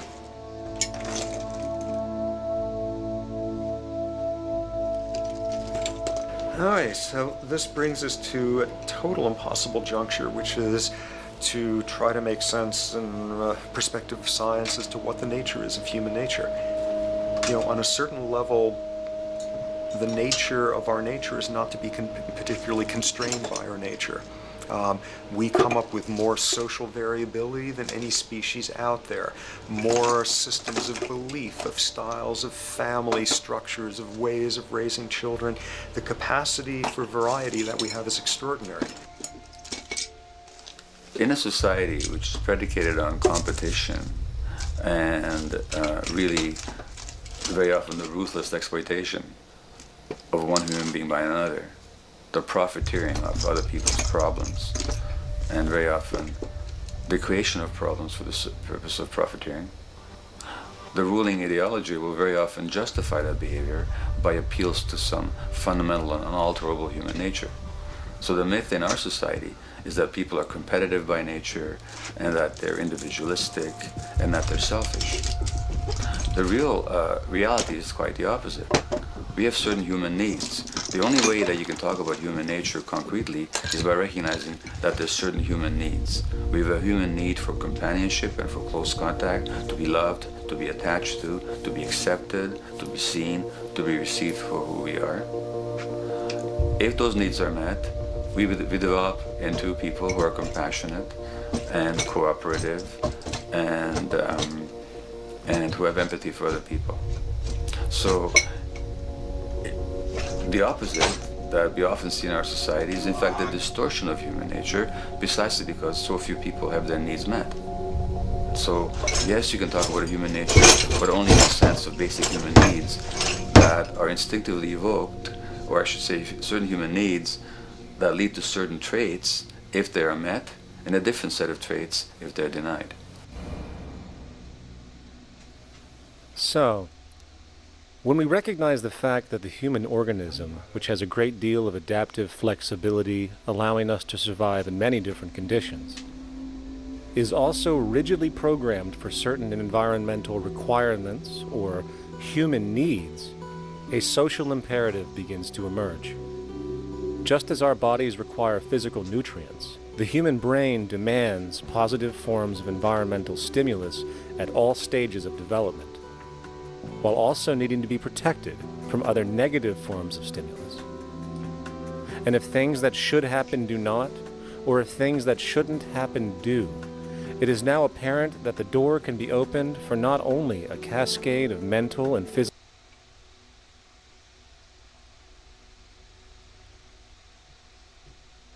diseases, but many detrimental human behaviors as well.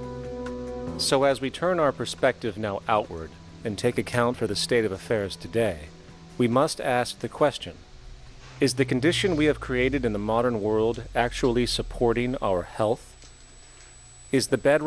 See, I want to watch this, or listen to it while I'm doing this, but I don't know how to make the sound come out of the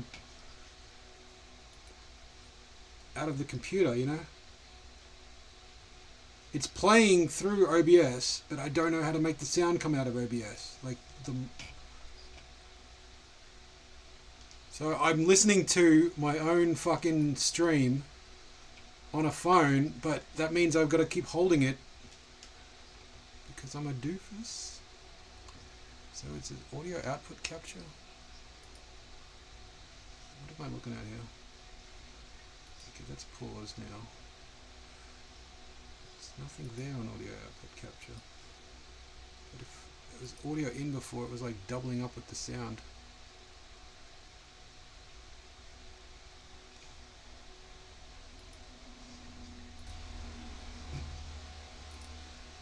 Let's see if that works. Hello?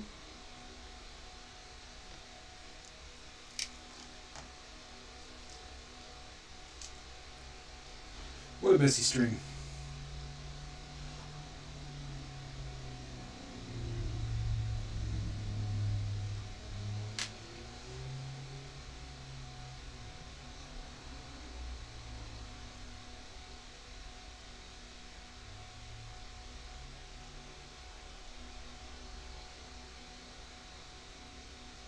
No, it's got that doubling thing. Shiza. Alright, hang on. Let me just see. Rock of our socioeconomic system acting as a positive force for human and social development and progress? Or is the foundational gravitation of our society actually going against the core evolutionary requirements needed to create and maintain our personal and social well-being?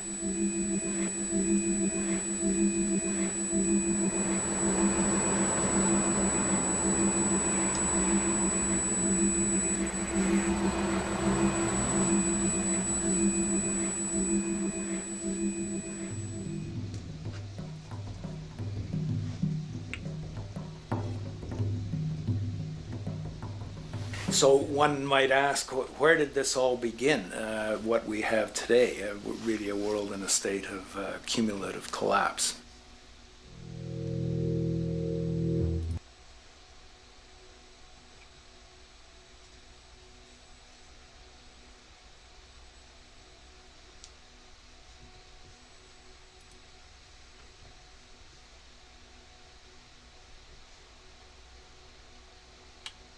Okay.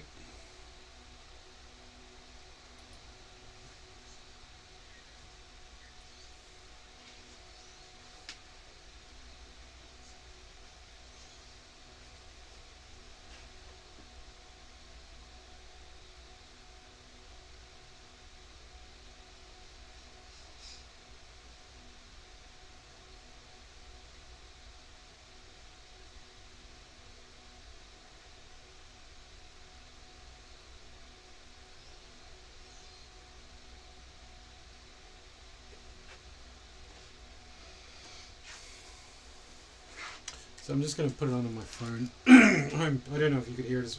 You won't be able to hear it as well. I'm sorry. It got up to 42 minutes in if you're actually interested. But I'd recommend you go and watch it yourself.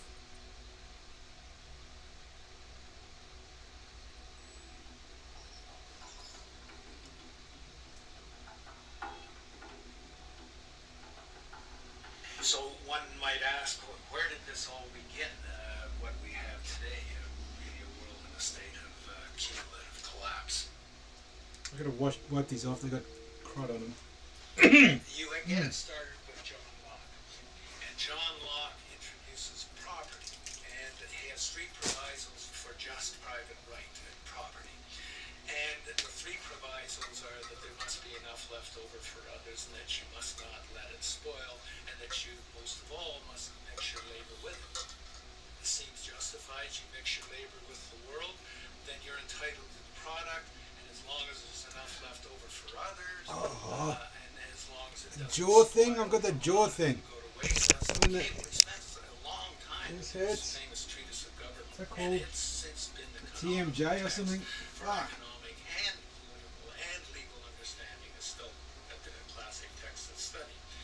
Well, what he did is, after he gives some provisos, and you're almost thinking at the time whether you're for private property or not, he's given a very good and plausible and powerful defense of private property here. Well, he drops them. He drops them like that, right in one sentence. He says, well, once the introduction of money came in by men's tacit consent, then it became, and he doesn't say all the provisos are canceled, erased, but that's what happens. So now we have not product and your property earned by your own labor. Oh no, money buys labor now. There's no longer consideration of whether there's enough left over for others. There's no longer consideration of whether it spoils, because he says, well, money's like silver and gold can't spoil, therefore monies can't be responsible for waste, which is ridiculous. We're not talking about money and silver, we're talking about what its effects are. It's one non sequitur after another. Just the most startling, logical legerdemain that he gets away with here. But it fits the interests of capital owners. Then Adam Smith comes up. What he adds is the religion to this. Locke started with God made it all this way. This is God's right. And now we get also with Smith coming along and says it's not only God's, I mean, he's not saying this, but this is what's happening philosophically in principle. He's saying it's not only a question of private property, that's all now presupposed, is given. And that there's money investors that buy labor, given. That there's no limit to how much they can buy of other men's labor, how much they can accumulate, how much inequality, that's all given now. And so he comes along, and what his big idea is, and again, it's just introduced in parentheses, en passant. You know, when people put out the goods for sale and others, you know, the supply and other people buy them with the demand and so forth, how do we have supply equaling demand or demand equaling supply? How can they come into equilibrium? And that is one of the central notions of economics, is how do they come into equilibrium? And he says it's the invisible hand of the market that brings them into equilibrium. So now we have God is actually immanent. He just didn't give the rights to property and how, you know, all its wherewithal and its natural rights of doing all that Locke said. Now we have the system itself as God. In fact, Smith says, when he talks, and you'll never find this quote again, you have to read the whole of the Inquiry into the Wealth of Nations. He says, the scantiness of subsistence sets limits to the reproduction of the poor, and that nature can deal with this in no other way than elimination of their children. So he anticipated evolutionary theory in the worst sense. This is well before Darwin. And so he called them the race of laborers. So you can see there was inherent racism built in here. There was an inherent acceptance, life blindness to kill innumerable children. And he thought, well, that's the invisible hand making supply meet demand and demand meet supply. So see how wise God is. So you can see a lot of the really very life-destructive eco-genocidal things that are going on now have, in a way, a thought gene back in Smith too. When we reflect on the original concept of the so-called free market capitalist system, Great. as initiated by early economic philosophers Stress and anxiety. such as Adam Smith, TMJ. we Great. see that the original intent of a market was based around real, tangible, life-supporting goods for trade.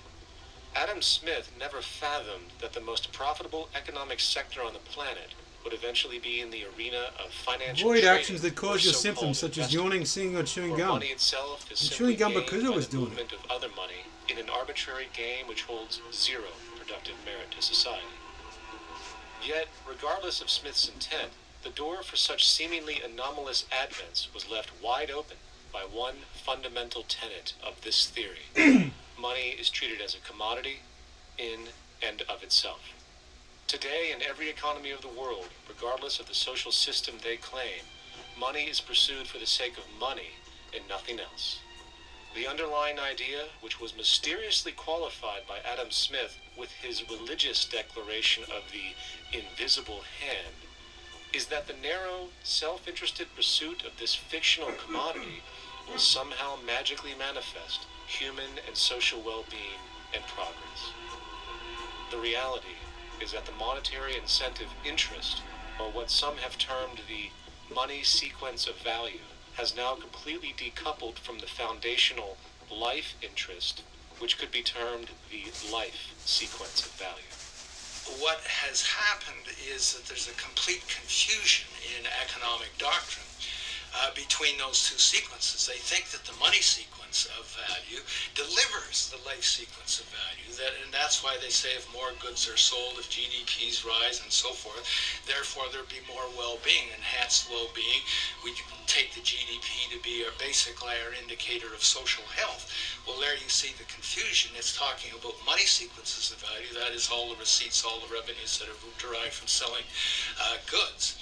And they're confusing that with life reproduction, so that you have built right into this thing from the beginning is a complete conflation of the money and life sequences of value. So we're dealing with a kind of structured delusion that becomes more and more deadly as the money sequence decouples from producing anything at all.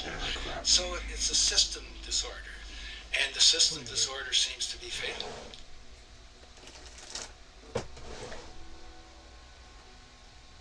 In society today, you seldom hear anyone speak of the progress of their country or society in terms of their physical well-being, state of happiness, trust, or social stability. Rather, the measures are presented to us through economic abstractions. We have the gross domestic product, the consumer price index, the value of the stock market, rates of inflation, and so on. But does this tell us anything of real value as to the quality of people's lives? No, all these measures have to do with the money sequence itself and nothing more. For example, the gross domestic product of a country is a measure of the value of goods and services sold. This measure is claimed to correlate to the standard of living of a country's people. In the United States, healthcare accounted for over 17% of GDP in 2009, amounting to over $2.5 trillion spent. Whoa. Hence creating a positive effect on this economic measure. And based on this logic, it would be even better for the U.S. economy if healthcare services increased more so, perhaps to $3 trillion or $5 trillion, since that would create more growth, more jobs, and hence boasted by economists as a rise in their country's standard of living.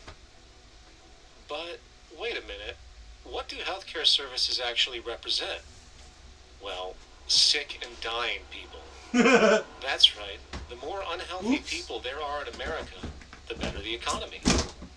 Now, that is not an exaggeration or a cynical perspective. In fact, if we step back far enough, you will realize that the GDP not only doesn't reflect real public or social health on any tangible level, it is, in fact, mostly a measure of industrial inefficiency and social degradation. And the more you see it rise, the worse things are becoming with respect to personal, social, and environmental integrity. You have to create problems to create profit. There is no profit under the current paradigm. in saving lives, putting balance on this planet, having justice and peace or anything else. There's just no profit there. There's an old saying, pass a law, create a business. Whether you're creating a business for a lawyer or whatever. So, crime does create business, just like destruction creates business in Haiti. We have now roughly 2 million people incarcerated in this country, and of those, many of them are in prisons run by private corporations, Corrections Corporation of America, Wackenhut, who trade their stock on Wall Street based upon how many people are in jail. Now that's sickness, but that is a reflection of what this economic paradigm calls for. So what exactly does this economic paradigm call for? What is it that keeps our economic system going? Consumption. Or more accurately, cyclical consumption. When we break down the foundation of classic market economics, we are left with a pattern of monetary exchange that simply cannot be allowed to stop or even substantially slowed, if the society as we know it is to remain operational. There are three main actors on the economic stage: the employee, the employer, and the consumer. The employee sells labor to the employer for income. The employer sells its production services and hence goods to the consumer for income. And the consumer, of course, is simply another role of the employer and employee, spending back into the system to enable the cyclical consumption to continue.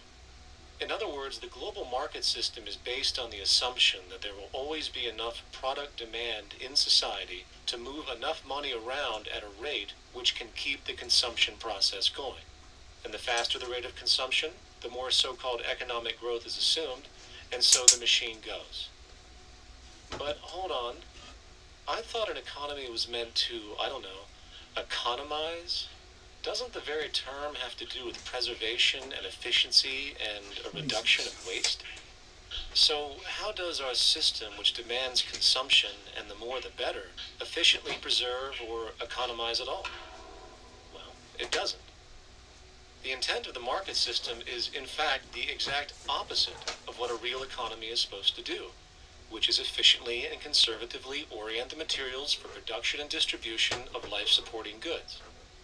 We live on a finite planet with finite resources, where, for example, the oil we utilize took millions of years to develop, or the minerals we use took billions of years to develop. So, having a system that deliberately promotes the acceleration of consumption for the sake of so-called economic growth is pure ecocidal insanity. Absence of waste, that's what efficiency is. Absence of waste. This system is more wasteful than all the other existing systems in the history of the planet.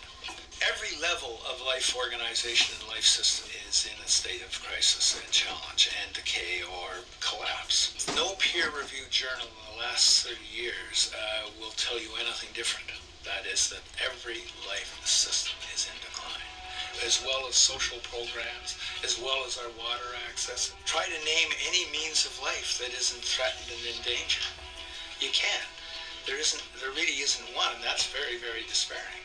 But we haven't even figured out the causal mechanism. We don't want to face the causal mechanism. We just want to go on, that's what insanity is, where you keep doing the same thing over and over again, though it clearly doesn't work. So you're really dealing with not an economic system, but I would go so far as to say an anti-economic system. There's an old saying that the competitive market model seeks to create the best possible goods at the lowest possible prices.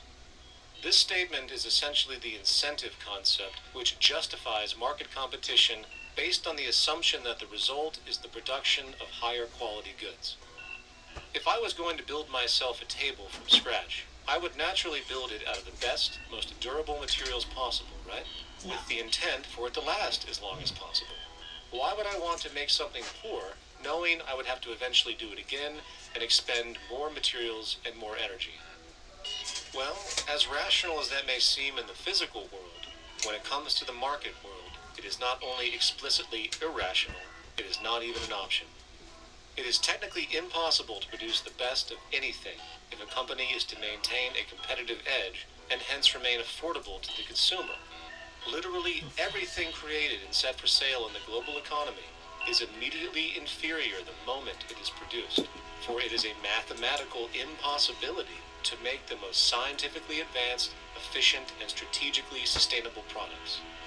This is due to the fact that the market system requires that cost efficiency, or the need to reduce expenses, exist at every stage of production, from the cost of labor to the cost of materials and packaging, and so on. This competitive strategy, of course, is to make sure the public buys their goods rather than from a competing producer, which is doing the exact same thing to also make their goods both competitive and affordable. This immutably wasteful consequence of the system could be termed intrinsic obsolescence. However, this is only one part of a larger problem. A fundamental governing principle of market economics, one that you will not find in any textbook, by the way, is the following. Nothing produced can be allowed to maintain a lifespan longer than what can be endured in order to continue cyclical consumption. In other words, it is critical that stuff break down, fail, and expire within a certain amount of time. This is termed planned obsolescence. Yeah. Planned obsolescence is the backbone of the underlying market strategy of every goods-producing corporation in existence. While very few, of course, would admit to such a strategy outright, what they do is mask it within the intrinsic obsolescence phenomenon just discussed, while often ignoring or even suppressing new advents in technology which might create a more sustainable, durable good. So, if it wasn't wasteful enough that the system inherently cannot allow the most durable and efficient goods to be produced, planned obsolescence deliberately recognizes that the longer any good is in operation, the worse it is for sustaining cyclical consumption and hence the market system itself. In other words, product sustainability is actually inverse to economic growth, and hence there is a direct, reinforced incentive to make sure lifespans are short of any given good produced. And in fact, the system cannot operate any other way. One glance at the sea of landfills now spreading across the world show the obsolescence reality. There are now billions of cheaply made cell phones, computers, and other technology, each full of precious, difficult-to-mine materials such as gold, coltan, copper, now rotting in vast piles, usually due to the mere malfunction or obsolescence of small parts, which, in a conservative society, could likely be fixed or updated, and the life of the good extended. Unfortunately, as efficient as that may seem in our physical reality, living on a finite planet with finite resources, it is explicitly inefficient with respect to the market.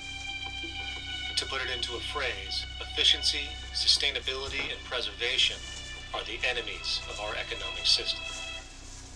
Likewise, just as physical goods need to be constantly produced and reproduced regardless of their environmental impact, the service industry operates with an equal rationale.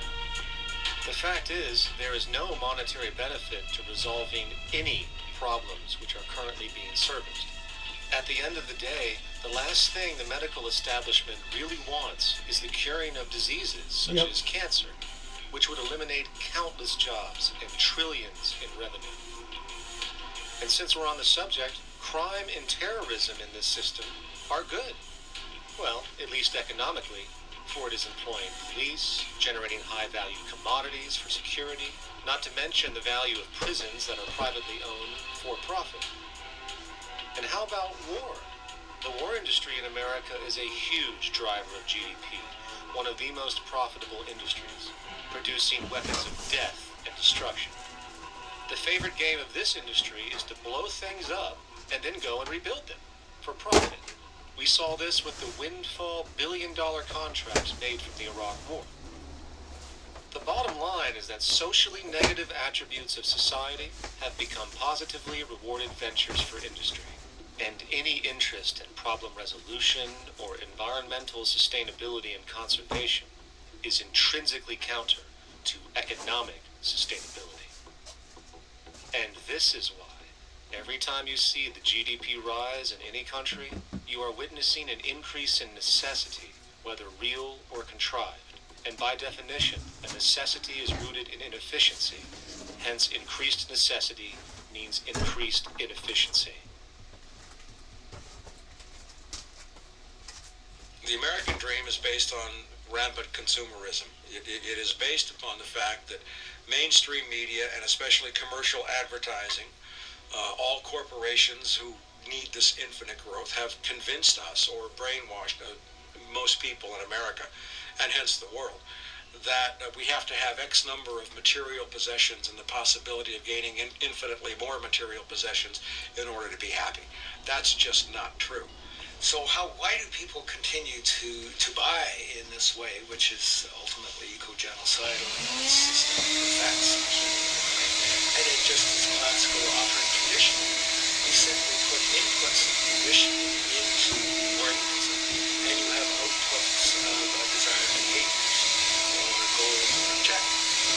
And it has all those resources and technology used on how they're given in the minds of infants, what they hear is already conditioned in the brand.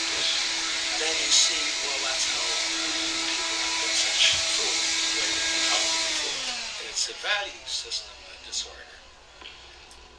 You know, if there is any testament to the plasticity of the human mind, if there is any proof to how malleable human thought is and how easily conditioned and guided people can become based on the nature of their environmental stimulus and what it reinforces, the world of commercial advertising is the proof. You have to stand in awe at the level of brainwashing where these programmed robots known as consumers wander the landscape only to walk into a store and spend, say, $4,000 on a handbag that likely costs $10 to make in a sweatshop overseas, only for the brand status it supposedly represents in the culture.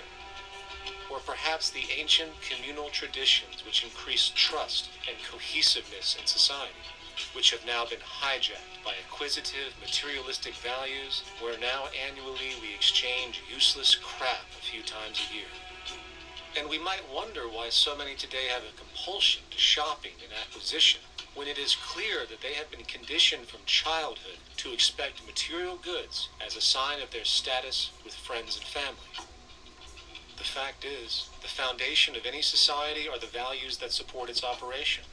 And our society, as it exists, can only operate if our values support the conspicuous consumption it requires to continue the market system. 75 years ago, consumption in America and much of the first world was half of what we see today per person. Today's new consumer culture has been manufactured and imposed due to the very real need for higher and higher levels of consumption. And this is why most corporations now spend more money on advertising than the actual process of product creation itself. They work diligently to create a false need for you to fill, and it happens to work. You know, economists are in fact not economists at all. They're propagandists of money value, and you'll find that all their models basically get down to token exchanges that are to the profit of one side or both sides or whatever, but they're completely disconnected from the actually existing world of reproduction. In Ohio, an old man failed to pay his electric bill. You may be familiar with the case. And the electric company turned off the electricity and he died. The reason they turned it off was because it wouldn't have been profitable for them to keep it on because he didn't pay his bill. Do you believe that was right? The responsibility really lies not on the electric company for turning it off, but on those of this man's neighbors and friends and associates who are not charitable enough to enable him as an individual to meet the electric bill. Did I hear that right? Did he just say the death of a man caused by not having money was the responsibility of other people, or in effect charity? Well then, I guess we're going to need a whole lot of infomercials, little miserable coin slot donations for bodega counters, and a bunch of pickle jars for the billion people now starving to death on this planet because of the very system Milton Friedman promotes. Whether you are dealing with the philosophies of Milton Friedman, F.A. Hayek, John Maynard Keynes, Ludwig von Mises, or any other major market economist, the basis of rationale rarely leaves the money sequence. It is like a religion. consumption analysis, stabilization policies, deficit spending, aggregate demand. It exists as a never-ending, self-referring, self-rationalizing circle of discourse where universal human need, natural resources, or any form of physical life-supporting efficiency is ruled out by default and replaced by the singular notion that humans seeking advantage over each other for money alone, motivated by their own narrow self-interest, will magically create a sustainable, healthy, balanced society. There is no life coordinate in this whole theory, this whole doctrine. What are they doing? What are they doing? What they're doing is tracking money sequences. That's all it is tracking money sequences, presupposing everything that matters. One, that there's no life coordinates. Wow, no life coordinates. Two, that all the agents are self-maximizing preference seekers. That is, they think of nothing other than themselves and what they can get most for themselves. That's the notion, that's the ruling notion of rationality. Self-maximizing choice. And the only thing that they're interested in self-maximizing is money or commodities. Well, where does social relations come in? It doesn't, except in the exchange to self-maximize. Where do our natural resources come in? They don't, except to exploit. Where does the family come in as being able to survive? It doesn't. They have to have money in order to purchase any good. Well, shouldn't an economy deal somewhere with human need? Isn't that what the fundamental issue is, to satisfy human needs? Oh, need isn't even in your lexicon. You dissolve it into wants. And what is a want? That means money, demand, and wants to buy. Well, if it's money, demand, and wants to buy, it's got nothing to do with need, because it may be the person has no money, demand, and desperately needs, say, water supply. Or it may be money, demand, wants a gold toilet seat. Well, where does it all go? To the gold toilet seat. And you call this economics? Like, it's really, when one thinks of it, it's got to be the most bizarre delusion in the history of human thought. Now, so far we have focused on the market system, but this system is actually only one half of the global economic paradigm. The other half is the monetary system. While the market system deals with the interaction of people gaming for profit across the spectrum of labor, production, and distribution, the monetary system is an underlying set of policies set by financial institutions which create conditions for the market system, among other things. It includes terms we often hear, such as interest rates, loans, debt, the money supply, inflation, etc.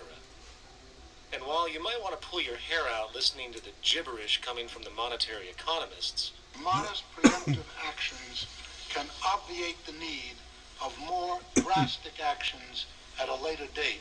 the nature and effect of this system is actually quite simple. Our economy has, or the global economy has, three basic things that govern it. One is fractional reserve banking, banks printing money out of nothing. It's also based upon compound interest. When you borrow money, you have to pay back more than you borrowed, which means that you, in effect, create money out of thin air, again, which has to be serviced by creating still more money. We live in an infinite growth paradigm. The economic paradigm we live in now is a Ponzi scheme. It's nothing grows forever. It's not possible. As the great psychologist James Hillman wrote, the only thing that grows in a human body after a certain age is cancer. It's not just the amount of money that has to keep growing, it's the amount of consumers. Consumers to borrow money at interest to generate more money, and obviously that's not possible on a finite planet.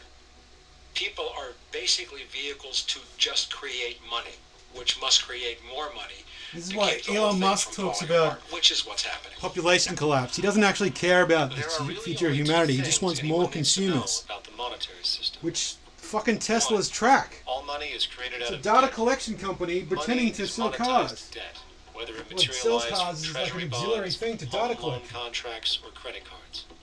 In other words, if all outstanding debt was to be repaid right now, there would not be $1 in circulation. And 2, interest is charged on virtually all loans made, and the money needed to pay back this interest does not exist in the money supply outright. Only the principal is created by the loans, and the principal is the money supply.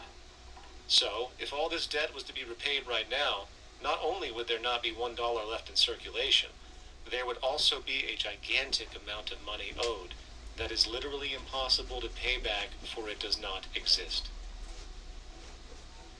The consequence of all of this is that two things are inevitable: inflation and bankruptcy. As far as inflation, this can be seen as an historical trend in virtually every country today, and easily tied to its cause, which is the perpetual increase of the money supply, which is required to cover the interest charges and keep the system going. As far as bankruptcy, it comes in the form of debt collapse. This collapse will inevitably occur with a person, a business, or a country, and typically happens when the interest payments are no longer possible to make. But there is a bright side of all of this. Well, at least in terms of the market system. Because debt creates pressure. Debt creates wage slaves. A person in debt is much more likely to take a low wage than a person who isn't, hence becoming a cheap commodity. So it's great for the corporations to have a pool of people that have no financial mobility. But hey, that same train of thought also goes for entire countries. The World Bank and the International Monetary Fund, which mostly serve as proxies for transnational corporate interests, give gigantic loans to troubled countries at very high interest rates. And then, once the countries are deeply in the hole and can't pay, austerity measures are applied, the corporations swoop in, set up sweatshops, and take their natural resources. Now that's market efficiency. But wait, there's more. You see, there's this unique hybrid of the monetary and market system called the stock market, which rather than, actually produce anything real, they just buy and sell money itself. And when it comes to debt, you know what they do? That's right, they trade it. They actually buy and sell debt for profit, from credit default swaps and collateralized debt obligations for consumer debt, to complex derivative schemes used to mask the debt of entire countries, such as the collusion of investment bank Goldman Sachs in Greece, which nearly collapsed the entire European economy. So when it comes to the stock market and Wall Street, we have an entirely new level of insanity born out of the money sequence of value. All you need to know about markets was written in an editorial in the Wall Street Journal a couple of years ago. It was called Lessons of the Brain-Damaged Investor. And in this editorial, they explain why people with slight brain damage do better as investors than people with normal brain damage. Why? Because the slightly brain-damaged person has no empathy. And that's the key. If you don't have any empathy, you do well as an investor. And so Wall Street breeds people who have no empathy to go in there and to make decisions and make trades that they have no compunction about and no thought whatsoever as to what they're doing might affect their fellow human being. So they breed these robots. These people have no souls. And since they don't even want to pay these people anymore, they're now breeding robots, real algorithmic traders. Goldman Sachs and the high-frequency trading scandal. They put a computer next to the exchange, the New York Stock Exchange. This computer, this co-located computer, as they call it, it front-runs all the trades on the exchange and hits the exchange with volumes of orders in ways that scalp pennies and nickels away from the exchange. It's like they're siphoning money all day long. They went one quarter last year, 30 or 60 straight days without a single down day, made millions of dollars every single day. Is that because that's statistically impossible? When I worked on Wall Street, the way it works is everyone kicks upstairs the bribes. The brokers bribe to the office manager bribes to the regional sales manager, the regional sales manager bribes to the national sales manager. It's a common understanding. At Christmas, who gets the biggest bonus at Christmas in an average brokerage office? The compliance officer. Wow. The compliance officer sits there all day long. He's supposed to be making sure you don't violate any of the margin rules and you're complying with the law. Of course, to the extent that you can bribe the compliance officer, that's right, you are complying with the law. So how does fraud has become the system? It's no longer a byproduct. It is the system. It's like that old Woody Allen joke. He says, "Doctor, my brother thinks he's a chicken," and the doctor says, "Take a pill, and that should cure the problem." And he says, "No, doctor, you don't understand. We need the eggs." Yeah. Okay, so the trading of fraudulent claims back and forth between banks to generate fees, to generate bonuses, has become the GDP producing growth engine of the United States economy. Even though they're essentially trading fraudulent claims that there's absolutely no hope of ever paying back. They're processing and generating and re-securitizing nothing. If I write $20 billion on a cocktail napkin and I sell it to JP Morgan, while JP Morgan writes $20 billion on a cocktail napkin, and we swap those two cocktail napkins at a bar, and we each pay ourselves 1/4 of 1% in a fee, we make a lot of money for our Christmas bonus. We each have on our books the $20 billion cocktail napkin, which has no real value until such time as the system is no longer able to absorb bogus cocktail napkins, in which case we go to the government to get bailed out.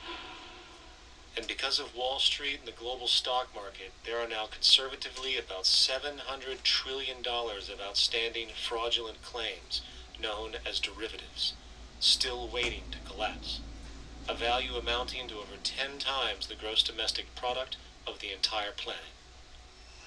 And while we have seen the bailout of corporations and banks by governments, which of course immediately borrow their money from financial security, we are now seeing attempts to bail out whole countries by conglomerates of other countries through the international banks. But how do you bail out a planet?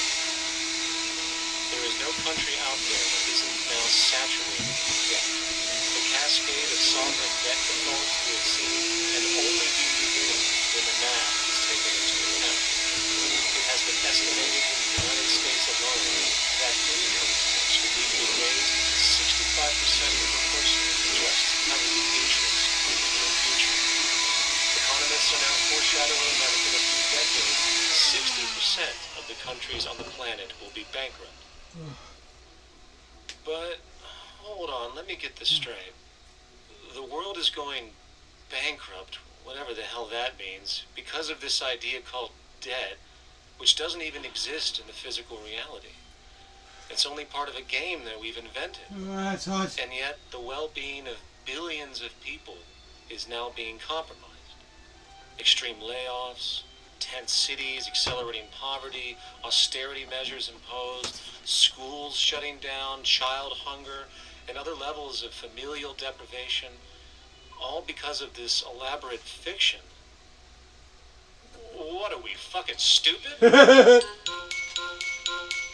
Hey, Mars, my man. Help a brother out, huh? Grow up, kid.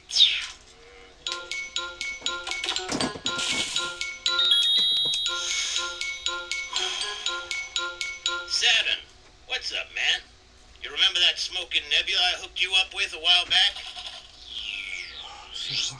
Listen, Earth, we're getting really tired of you. You've been given everything, and yet you waste it all. You got plenty of resources, and you know it. Why don't you grow up and learn some responsibility, for Christ's sake? You're making your mother miserable.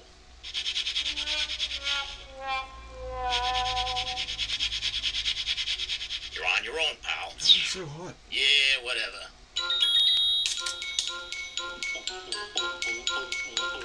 Ow! Humidity 85%, that might be it. Does not feel like 22 degrees Celsius. It's fucking hot. From the waste machine known as the market system to the debt machine known as the monetary system, hence creating the monetary market paradigm which defines the global economy today. There is one consequence that runs through the entire machine: inequality. Whether it is the market system which creates a natural gravitation towards monopoly and power consolidation, while also generating pockets of wealthy industries that tower over others regardless of utility, such as the fact that top hedge fund managers on Wall Street now take home over $300 million a year for contributing literally nothing. Yeah. While a scientist looking for a cure for a disease trying to help humanity might make $60,000 a year if they're lucky. Or whether it is the monetary system, which has class division built right into its structure. For example, if I have $1 million to spare and I put it into a CD at 4% interest, I will make $40,000 a year. No social contribution, no nothing. However, if I'm a lower class person and have to take loans to buy my car or home, I am paying in interest, which, in abstraction, is going to pay that millionaire with the 4% CD. This stealing from the poor to pay the rich is a foundational, built-in aspect of the monetary system, and it could be labeled structural classism. Of course, historically, social stratification has always been deemed unfair, but obviously accepted overall as now 1% of the population owns 40% of the planet's wealth. But, material fairness aside, there is something else going on underneath the surface of inequality, causing an incredible deterioration in public health as a whole. Well, I think people are often puzzled by the contrast between the material success of our societies, unprecedented levels of wealth, and the many social failings. I mean, you know, if you look at the rates of drug abuse, there's clearly something going deeply wrong with our societies. What the data that I've been describing does is simply shows that intuition that people have had for hundreds of years, that inequality is divisive and socially corrosive, that intuition is truer than I think we ever imagined. There are very powerful psychological and social effects of inequality, more to do, I suppose, with feelings of superiority and inferiority, that kind of division, and maybe going with the sort of respect, disrespect, people feeling looked down on at the bottom, which, by the way, is why violence is more common in more unequal societies. It's the trigger to violence is so often people feeling looked down on and disrespected. If there is one principle I can emphasize that is the most important principle underlying the prevention of violence, it would be equality. The single most significant factor that affects the rate of violence is the degree of equality versus the degree of inequality in that society. So what one's looking at is a sort of general social dysfunction. It's not just one or two things that go wrong as inequality increases. It seems to be everything, whether we're talking about crime or health or mental illness or whatever. One of the really disturbing findings out in public health there is never ever make the mistake of being poor or being born poor. Your health pays for it in endless sorts of ways, something known as the health socioeconomic gradient. As you move down from the highest strata in society in terms of socioeconomic status, every step down, health gets worse for umpteen different diseases. Life expectancy gets worse, infant mortality rate, everything you could look at. So a huge issue has been, why is it that this gradient exists? Totally simple, obvious answer, which is if you were chronically sick, you're not going to be very productive, so health causes drive socioeconomic differences. Not that in the slightest. On the very simple level that you could look at socioeconomic status of a 10-year-old, and that's going to predict something about their health decades later. So that's the direction of causality. Next one, what's it about? Oh, it's perfectly obvious. Poor people can't afford to go to the doctor. It's healthcare access. It's got nothing to do with that, because you see these same gradients in countries with universal healthcare, socialized medicine.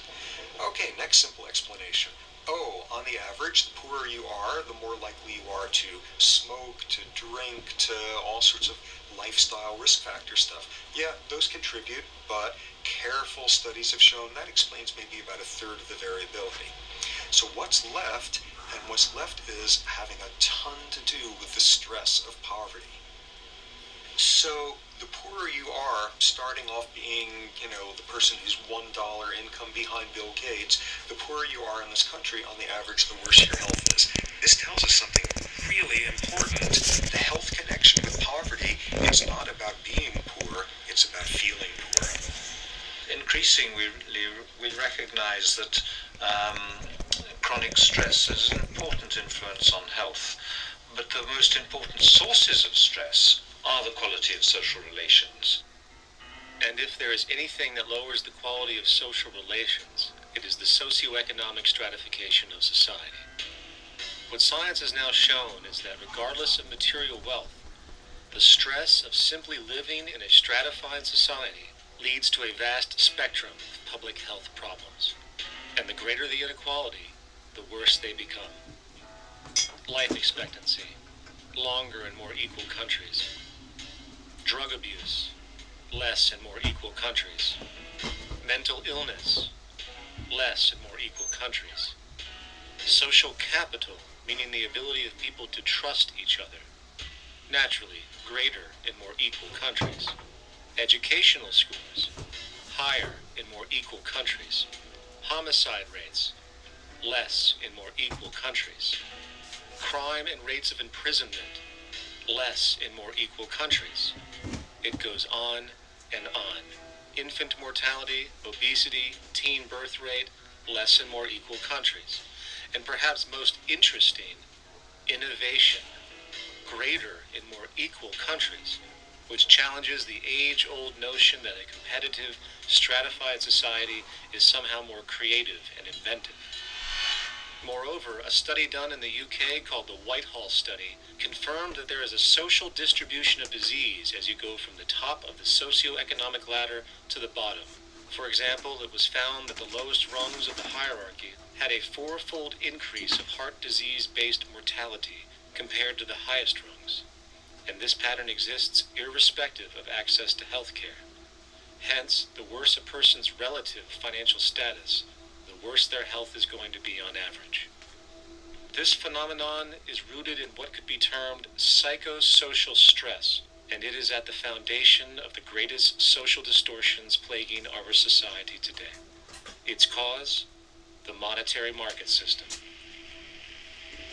Make no mistake, the greatest destroyer of ecology, the greatest source of waste and depletion and pollution, the greatest purveyor of violence, war, crime, poverty, animal abuse, and inhumanity, the greatest generator of social and personal neuroses, mental disorders, depression, anxiety, not to mention the greatest source of social paralysis, stopping us from moving into new methodologies for personal health, global sustainability, and progress on this planet, is not some corrupt government or legislation, not some rogue corporation or banking cartel, not some flaw of human nature, and not some secret hidden cabal that controls the world.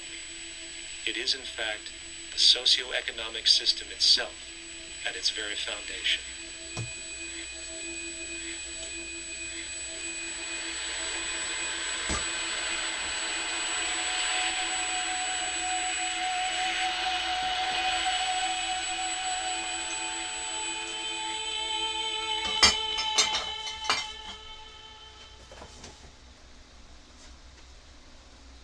Let's imagine for a moment we had the option to redesign human civilization from the ground up. What if, hypothetically speaking, we discovered an exact replica of the planet Earth, and the only difference between this new planet and our current one is that human evolution had not occurred. It was an open palette. No countries, no cities, no pollution, no Republicans, just a pristine, open environment. So, what would we do? Well, first we need a goal, right? And it's safe to say that goal would be to survive. And not to just survive, but to do so in an optimized, healthy, prosperous way. Most people indeed desire to live, and they would prefer to do so without suffering.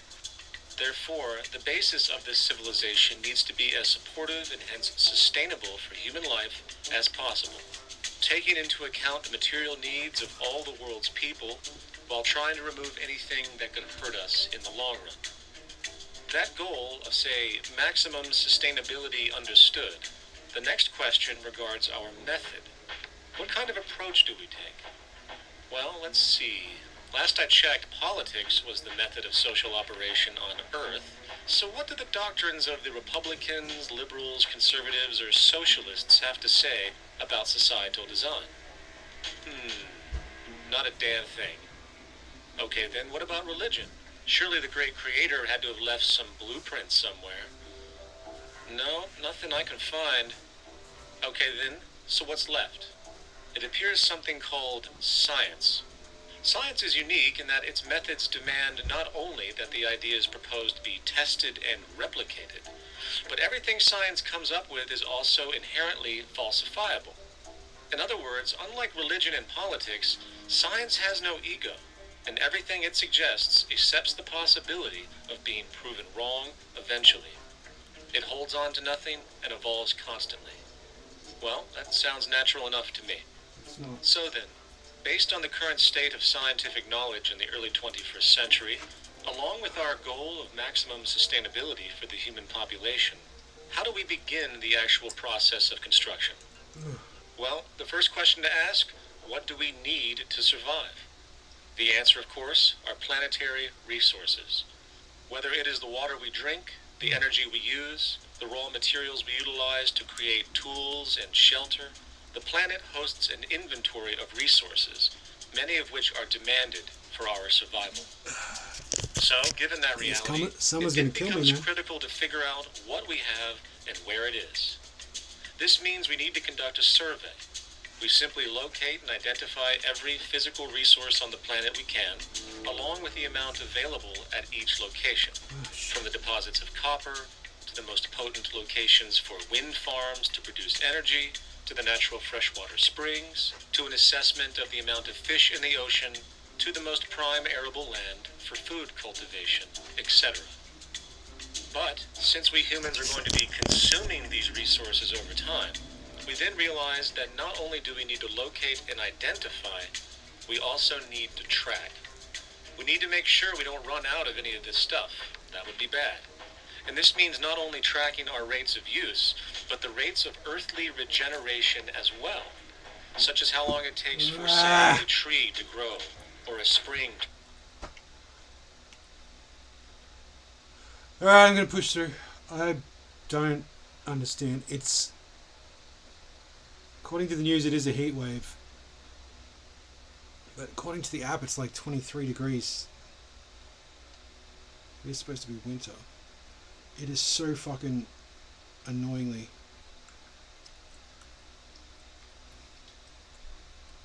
Tell me the wheel feel, you bitch. Whoosh. It feels like 22. No, it doesn't. It doesn't feel like 22 degrees. 71 freedom units. I say it's much hotter. I'm fucking...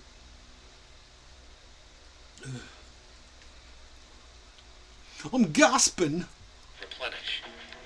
This is called dynamic equilibrium. In other words, if we use up trees faster than they can be grown back, we have a serious problem, for it is unsustainable. So then, how do we track this inventory, especially when we recognize that all of this stuff is scattered everywhere? We have large mineral mines in what we call Africa, energy concentrations in the Middle East, huge tidal power possibilities on the Atlantic coast of North America, the largest supply of fresh water in Brazil, etc. Well, once again, good old science has a suggestion. It's called systems theory.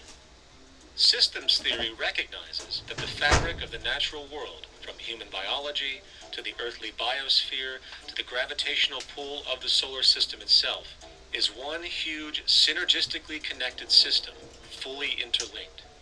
Just as human cells connect to form our organs, and the organs connect to form our bodies, and since our bodies cannot live without the earthly resources of food, air, and water, we are intrinsically connected to the earth, and so on. So, as nature suggests, we take all of this inventory and tracking data and create a system to manage it. A global resource management system, in fact, to account for every relevant resource on the planet.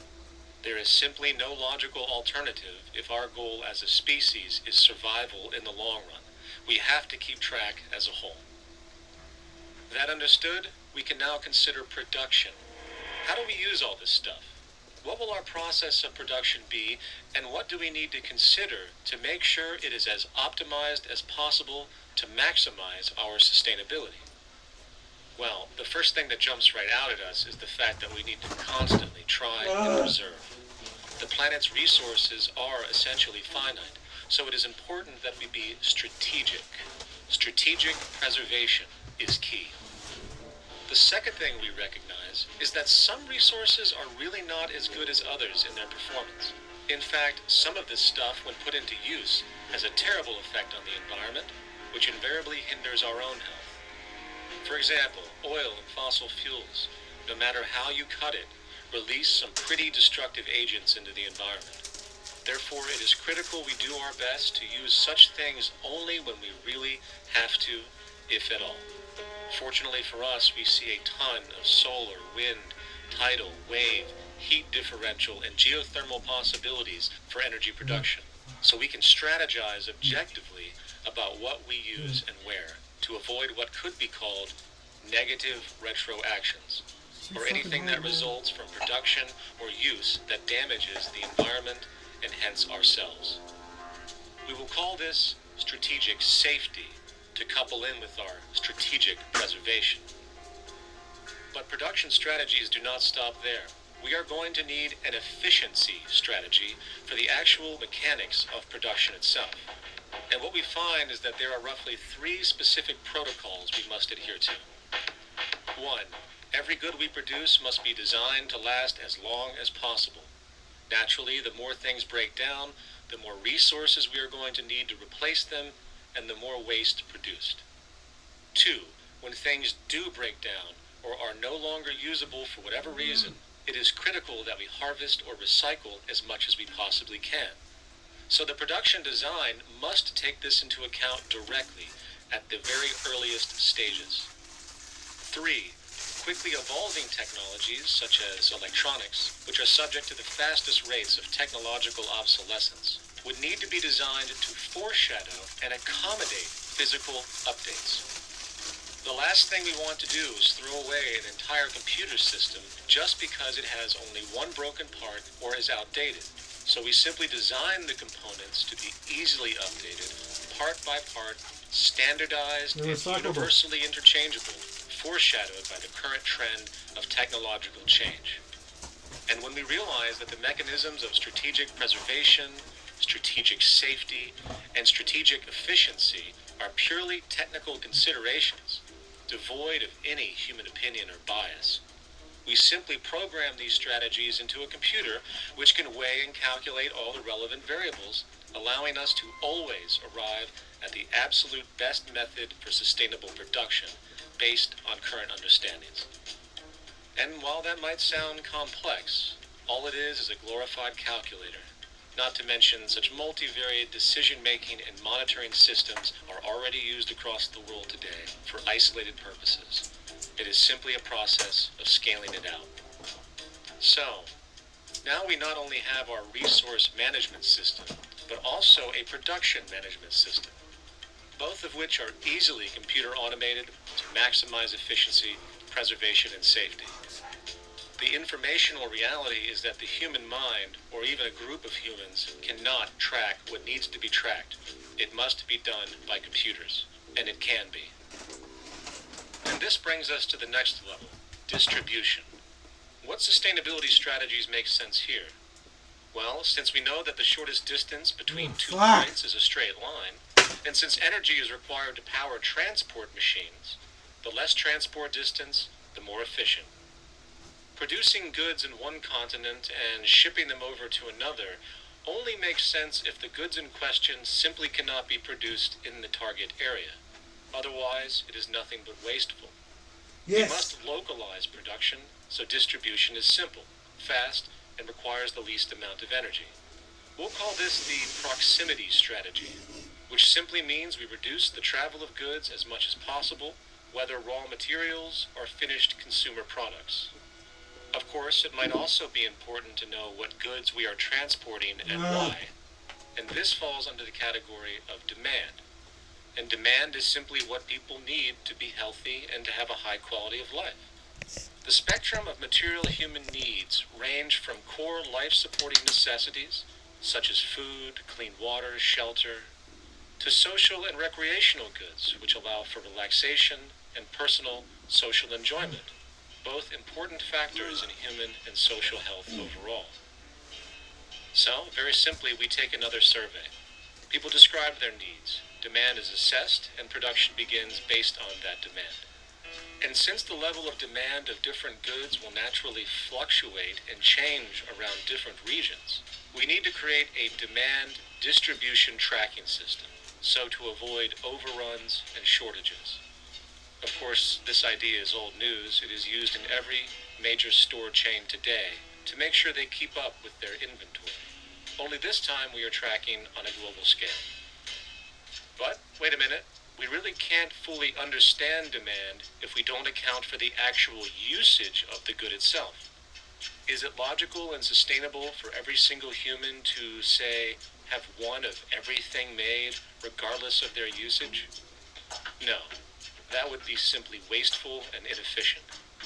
If a person has a need for a good, but that need is only for, say, 45 minutes a day on average, it would be much more efficient if that good was made available to them and to others when needed. Many forget that it isn't the good that they want, it is the purpose of that good. When we realize that the good itself is only as important as its utility, we see that external restriction, or what we might call today ownership, is extremely wasteful and environmentally illogical in a fundamental economic sense. So, we need to devise a strategy called strategic access. This will be the foundation of our demand distribution tracking system, which makes sure we can meet the demand of the population's needs for access of whatever they need when they need it. And as far as physically obtaining the goods, centralized and regional access centers all make sense for the most part, placed in close proximity to the population, and a person would simply come in, take the item, use it, and when finished, return it when it is no longer needed. Sort of how a library works today. In fact, these centers could not only exist in the community in the way we see local stores today, but specialized access centers would exist in specific areas where often certain goods are utilized, saving more energy with less repeat transport. And once this demand tracking system is in order, it is tied into our production management system, and of course into our resource management system, hence creating a unified, dynamically updating, global economic management machine that simply makes sure we remain sustainable, starting with securing the integrity of our finite resources, moving to make sure we only create the best, most strategic goods possible, while distributing everything in the most intelligent and efficient way. And the unique result of this preservation-based approach, which is intuitively counter to many, is that this logical, ground-up, empirical process of preservation and efficiency, which can only define true human sustainability on this planet, would likely enable something never before seen in human history. Access abundance, not just for a percentage of the global population, but the entire civilization. This economic model, as was just generalized, this responsible systems approach to total Earth resource management and processes, designed again to do nothing less than take care of humanity as a whole in the most efficient and sustainable way, could be termed a resource-based economy. The idea was defined in the 1970s by structural engineer Jacques Fresco. He understood back then that society was on a collision course with nature and itself, unsustainable on every level. And if things didn't change, we would destroy ourselves one way or another. All these things you're saying, Jacques, could they be built with what we know today, or are some of these things, are you guessing based on what we know today? No. All of these things can be built with what we know today. It would take 10 years to change the surface of the earth, to rebuild the world into a second Garden of Eden. The choice lies with you. The stupidity of a nuclear arms race, the development of weapons, trying to solve your problems politically by electing this political party or that political party, that all politics is immersed in corruption. Let me say it again. Communism, socialism, fascism, the Democrats, the liberals, we want to absorb human beings. All organizations that believe in a better life for man, there are no Negro problems or Polish problems or Jewish problems or Greek problems or women's problems. They're human problems. I'm not afraid of anybody. I don't work for anyone. No one can discharge me. I have no boss. I am afraid to live in the society we live in today. Our society cannot be maintained by this type of incompetency. It was great, the free enterprise system, about 35 years ago. That was the last of its usefulness. Now we've got to change our way of thinking or perish. The horror movies of the future will be our society, the way it didn't work. And politics would be part of a horror movie. Lots of people today use the term cold science because they're analytical. And they don't even know what analytical means. Science means closer approximations of the way the world really works. So it's telling the truth, is what it is. A scientist doesn't try to get along with people. They tell them what their findings are. They have to question all things. And if some scientist comes up with an experiment that shows certain materials have certain strength, other scientists have to be able to duplicate that experiment and come up with the same results. Even if a scientist feels that an airplane wing, due to mathematics or calculations, can hold up a given amount of weight, they still pile sandbags on it to see when it breaks. And they say, you know, my calculations are right, or they're not correct. I love that system because it's free of bias and free of thinking that math can solve all the problems. You have to put your math to test also. I think that every system that can be put to test should be put to test, and that all decisions should be based upon research. A resource-based economy is simply the scientific method applied to social concern, an approach utterly absent in the world today. Society is a technical invention, and the most efficient methods of optimized human health, physical production, distribution, city infrastructure, and the like reside in the field of science and technology, not politics or monetary economics. It operates in the same systematic way as, say, an airplane, and there is no Republican or liberal way to build an airplane. Likewise, nature itself is the physical referent we use to prove our science, and it is a set system, emerging only from our increased understanding of it. In fact, it has no regard for what you subjectively think or believe to be true. Rather, it gives you an option. You can learn and fall in line with its natural laws and conduct yourself accordingly, invariably creating good health and sustainability, or you can go against the current to no avail. It doesn't matter how much you believe you can just stand up right now and walk on the wall next to you. The law of gravity will not allow it. If you do not eat, you will die. If you are not touched as an infant, you will die. As harsh as it may sound, nature is a dictatorship, and we can either listen to it and come in harmony with it, or suffer the inevitable adverse consequences. So, a resource-based economy is nothing more than a set of proven, life-supporting understandings where all decisions are based upon optimized human and environmental sustainability. It takes into account the empirical life ground, which every human being shares as a need, regardless, again, of their political or religious philosophy. There is no cultural relativism to this approach. It isn't a matter of opinion. Human needs are human needs, and having access to the necessities of life, such as clean air, nutritious food, and clean water, along with a positively reinforcing, stable, nurturing, and non-violent environment, is demanded for our mental and physical health, our evolutionary fitness, and hence the species' survival itself.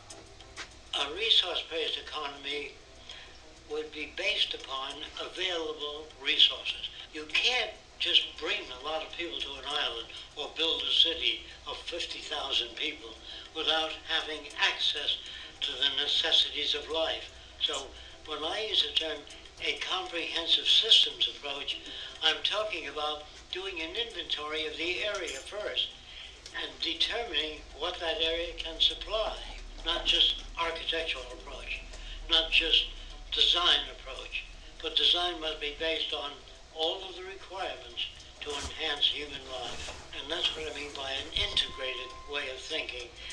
Food, clothing, shelter, warmth, love, all those things are necessary.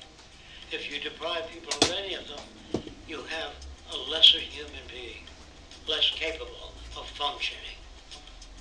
As previously outlined, A resource-based economy's ground-up, global systems approach to extraction, production, and distribution is based upon a set of true economic mechanisms, or strategies, which guarantee efficiency and sustainability in every area of the economy. So, continuing this train of thought regarding logical design, what is next in our equation? Where does all this materialize? Cities. The advent of the city is a defining feature of modern civilization. Its role is to enable efficient access to the necessities of life, along with increased social support and community interaction. So how would we go about designing an ideal city? What shape should we make it? Square? Trapezoid? Well, given we're going to be moving around the thing, we might as well make it as equidistant as possible for ease, hence the circle. What should the city contain? Well, naturally we need a residential area, a goods production area, a power generation area, an agricultural area. But we also need nurturing as human beings, hence culture, nature, recreation, and education. So let's include a nice open park, an entertainment events area for cultural purposes and socializing, and educational and research facilities. And since we're working with a circle, it seems rational to place these functions in belts based on the amount of land required for each goal, along with ease of access. Very good. Now, let's get down to specifics. First, we need to consider the core infrastructure, or intestines, of the city organism. These would be the water, good, waste, and energy transport channels. Just as we have water and sewage systems under our cities today, we would extend this channeling concept to integrate waste recycling and delivery itself. No more mailman or garbage man. It is built right in. We could even use automated pneumatic tubes and similar technologies. Same goes for transport. It needs to be integrated and strategically designed to reduce or even remove the need for wasteful, independent automobiles. Electric trams, conveyors, transveyors, and maglevs, which can take you virtually anywhere in the city, even up and down, along with connecting you to other cities as well.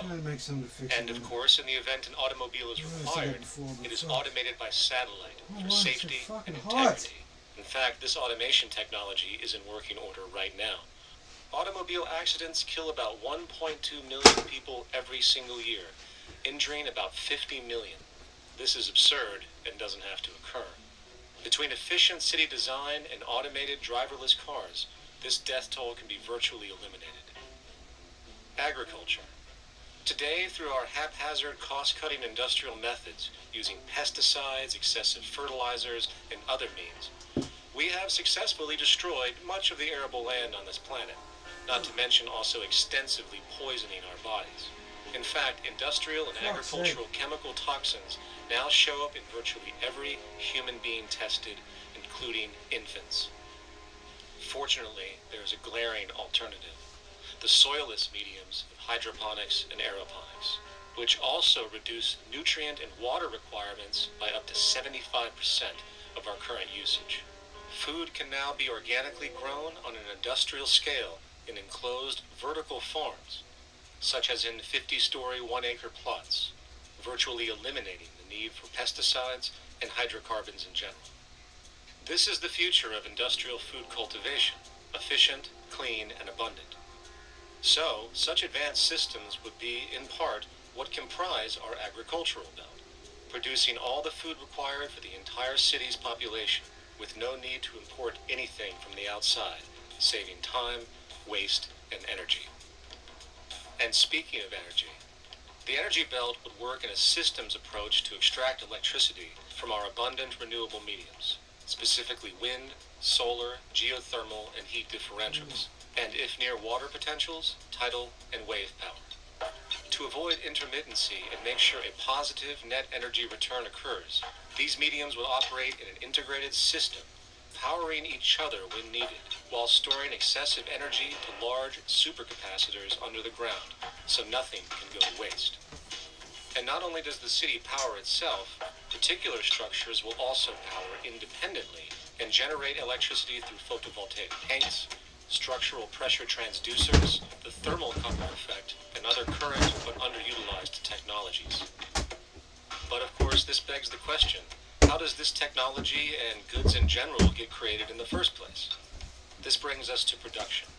The industrial belt, apart from having hospitals and the like, would be the hub of factory production. Completely localized overall, it would of course obtain raw materials by way of the global resource management system just discussed, with demand being generated by the population of the city itself.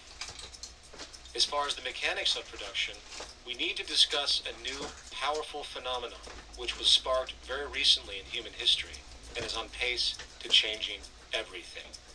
It's called mechanization, or the automation of labor. Well, if you look around you, you'll notice that almost everything that we use today is built automatically. Your shoes, your clothes, your home appliances, your car, and so on, they are all built by machines in an automatic way.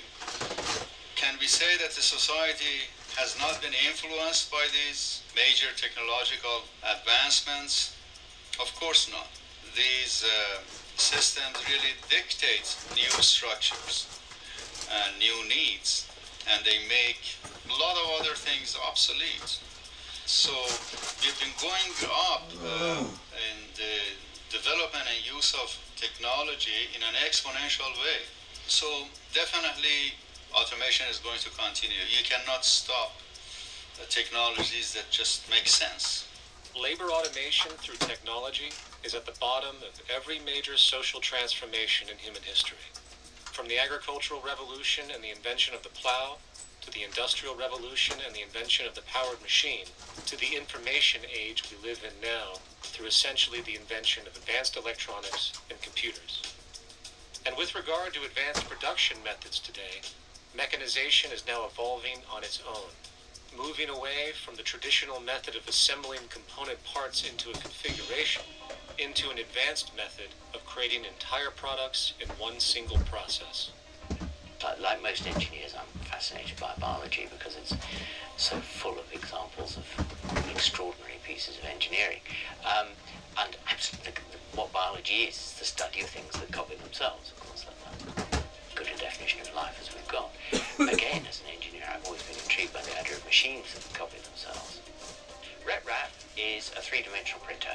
That's to say, it's a printer that you plug into a computer, and instead of making two-dimensional sheets of paper with patterns on, it makes real, physical, three-dimensional objects. Now, there's nothing new about that. 3D printers have been around for about 30 years. The big thing about RepRap is that it prints most of its own parts. So if you've got one, you can make another one and give it to a friend, as well as being able to print lots of useful things. From the simple printing of basic household goods in your home, to the printing of an entire automobile body in one swoop, advanced automated 3D printing now has the potential to transform virtually every field of production, including home construction. Contour crafting is actually a fabrication technology, the so-called 3D printing, when you directly build a 3D object from a computer model. Using contour crafting, it will be possible to build a 2,000 square foot home entirely by the machine in one day. The reason that people are interested in automating construction is that it really brings a lot of benefits. For example, construction is pretty labor intensive, and although it provides job for a sector of the society, it also has issues and complications. For example, construction is the most dangerous job that there is. It is worse than mining and agriculture. It has got the highest level of fatality almost in every country. Another issue is the waste. An average home in the United States has 3 to 7 tons of waste. So this is huge if we look at the impact of construction, and knowing that about 40% of all materials in the world are used in construction. So big waste of energy and resources and big damage to the environment as well. Making homes using hammers and nails and wood with the state of our technology today is really absurd and will go the way of of our labor class in regards to manufacturing in the United States. Recently, there was a study by economist David Autor of MIT that states that our middle class is obsolete and being replaced by automation. Quite simply, mechanization is more productive, efficient, and sustainable than human labor in virtually every sector of the economy today. Machines do not need vacations, breaks, insurance, pensions, and they can work 24 hours a day every day. The output potential and accuracy compared to human labor is unmatched. The bottom line, repetitive human labor is becoming obsolete and impractical across the world, and the unemployment you see around you today is fundamentally the result of this evolution of efficiency in technology. For years, market economists have dismissed this growing pattern, which could be called technological unemployment, because of the fact that new sectors always seem to emerge to reabsorb the displaced workers. Today, the service sector is the only real hub left and currently employs over 80% of the American workforce, with most industrialized countries maintaining a similar proportion. However, this sector is now being challenged increasingly by automated kiosks, automated restaurants, and even automated stores. Economists today are finally acknowledging what they have been denying for years. So, just in case anyone is watching, obviously not now that I've taken my shirt off. I'm sorry, I'm obviously a giant wuss. I don't know what the fuck, man. I can't. My head is throbbing. This heat is just killing me. I don't know. It must be all this hair. I don't know. I don't know. If I just like, I don't know. If anyone is watching, they're like, what's that thing he's playing? The movie is called Zeitgeist. Moving forward, it's the third in the series, and this came out in 2011. So, like, I didn't watch it on YouTube originally. I can't remember where I first saw it, but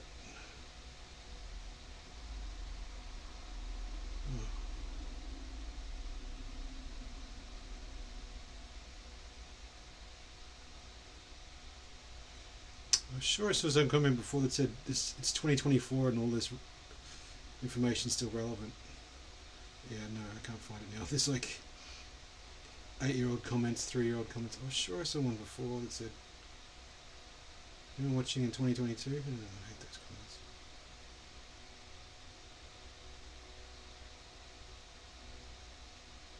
Anyway, go and watch it, please. Not only is technological unemployment How much longer I got to go before current labor I pass crisis out? we see across the 40 world minutes. due to the global economic downturn. I'm not gonna make it. I'm gonna pass out. I swear. I'm faster the industries are mechanizing. I'm gonna go and have like a cold shower or Which is not something. I don't know. Is that the faster they mechanize to save money, the more they displace people, the more they reduce public purchasing power. This means that while the corporation can produce everything more cheaply, fewer and fewer people will actually have money to buy anything, regardless of how cheap they become. The bottom line is that the labor for income game is slowly coming to an end. In fact, if you take a moment to reflect on the jobs which are in existence today, which automation could take over right now if applied, 75% of the global workforce could be replaced by mechanization tomorrow. And this is why, in a resource-based economy, there is no monetary market system. No money at all. For there is no need. A resource-based economy recognizes the efficiency of mechanization and accepts it for what it offers. It doesn't fight it, like we do today. Why? Because it is irresponsible not to, given any interest in efficiency and sustainability. And this brings us back to our city system. In the center is the central dome, which not only houses the educational facilities and transportation hub, it also hosts the mainframe that runs the city's technical operations. The city is, in fact, one big automated machine. It has sensors in all technical belts to track the progress of agriculture, energy gathering, production, distribution, and the like. Now, would people be needed to oversee these operations in the event of a malfunction or the like? Most probably yes, but that number would decrease over time as improvements continue. However, as of today, maybe 3% of the city population would be needed for this job when you break it down. And I can assure you that in an economic system which is actually designed to take care of you and secure your well-being, without you having to submit to a private dictatorship on a daily basis, usually to a job that is either technically unnecessary or socially pointless, while often struggling with debt that doesn't exist just to make ends meet.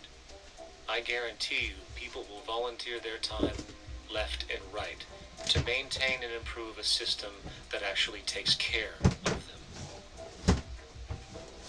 And coupled with this issue of incentive comes the common assumption that if there isn't some external pressure for one to work for a living, people will just sit around, do nothing, and turn into fat, lazy blobs. This is nonsense. The labor system we have today is in fact the generator of laziness, not a resolver of it. If you think back to when you were a child, full of life, interested in new things to understand, likely creating and exploring, but as time went on, the system pushed you into the focus of figuring out how to make money. And from early education to study at a university, you are narrowed, only to emerge as a creature which serves as a cog in a wheel in a model that sends all the fruits to the upper 1%. Scientific studies have now shown that people are, in fact, not motivated by monetary reward when it comes to ingenuity and creation. The creation itself is the reward. Money, in fact, appears only to serve as an incentive for repetitive, mundane actions, a role we have just now shown can be replaced by machine. So when it comes to innovation, the actual use of the human mind, the monetary incentive has proven to be a hindrance, interfering and detracting from creative thought. And this might explain why Nikola Tesla, the Wright brothers, and other inventors who contributed massively to our current world never showed a monetary incentive to do so. Money is, in fact, a false incentive and causes 100 times more distortion than it does contribution. Good morning, class. Please settle down. The first thing I would like to do is go around the room and ask what everyone would like to be when they grow up. Who would like to go first? Okay, how about you, Sarah? When I grow up, I want to work at McDonald's like my mom. Oh, family tradition, eh? How about you, Linda? When I grow up, I'm going to be a prostitute on the streets of New York City. Oh, glamour girl, huh? Very ambitious. How about you, Tommy? When I grow up, I'm going to be a rich, elitist businessman who works on Wall Street and profits off of the collapse of foreign economies. Enterprising. And great to see some multicultural interest. As stated before, a resource-based economy applies the scientific method to social concern, and this isn't limited to simply technical efficiency. It also has the consideration of human and social well-being directly and what comprises it. What good is a social system if, in the end, it doesn't produce happiness and peaceful coexistence? So it is important to point out that with the removal of the money system and the necessities of life provided, we would see a global reduction in crime by about 95% almost immediately, for there is nothing to steal, embezzle, scam, or the like. 95% of all people in prisons today are there due to some monetary-related crime or drug abuse, and drug abuse is a disorder, not a crime.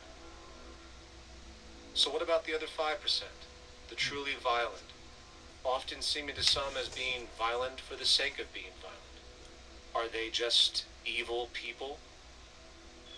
The reason that I frankly think it's a waste of time to engage in moral value judgments about people's violence is because it doesn't advance by one iota our understanding of either the causes or the prevention of the violent behavior.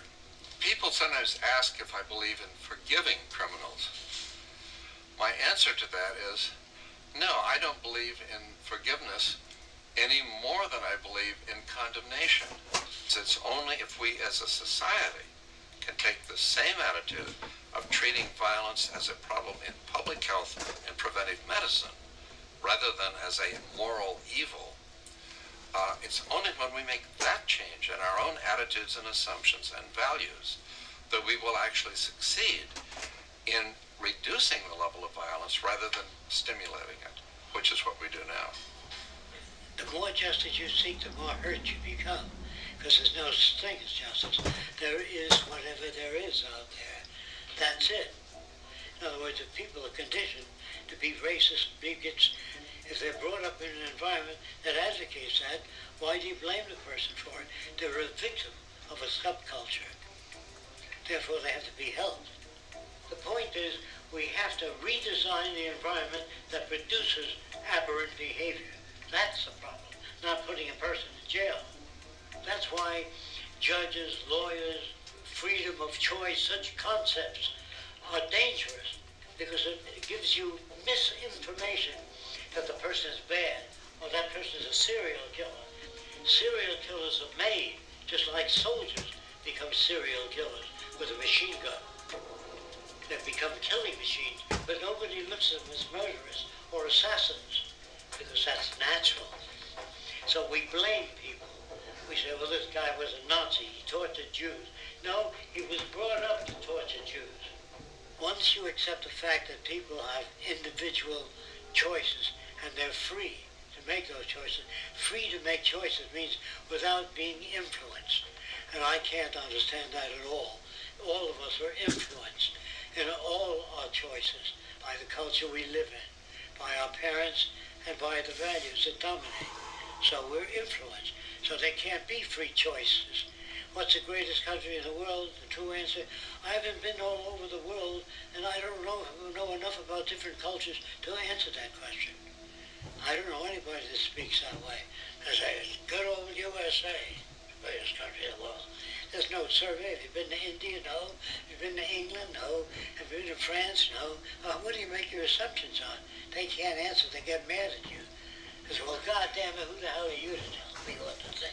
You know, don't forget, you're dealing with aberrated people. They're not responsible for their answers. They're victims of culture. That means they've been influenced by their culture.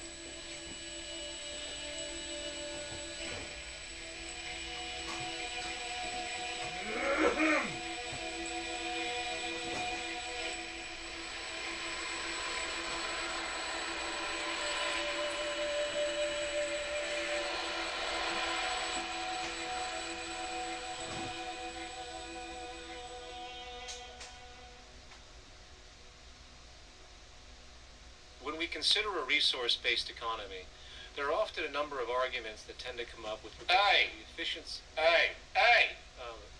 Now hold on just a minute. Yes?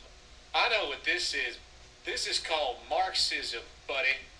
Stalin killed 800 billion people because of ideas like this. You got a lot of this is just nonsense. Hold on. I tell you what, Fascist. You know, like America used to just leave. Everybody just calm down.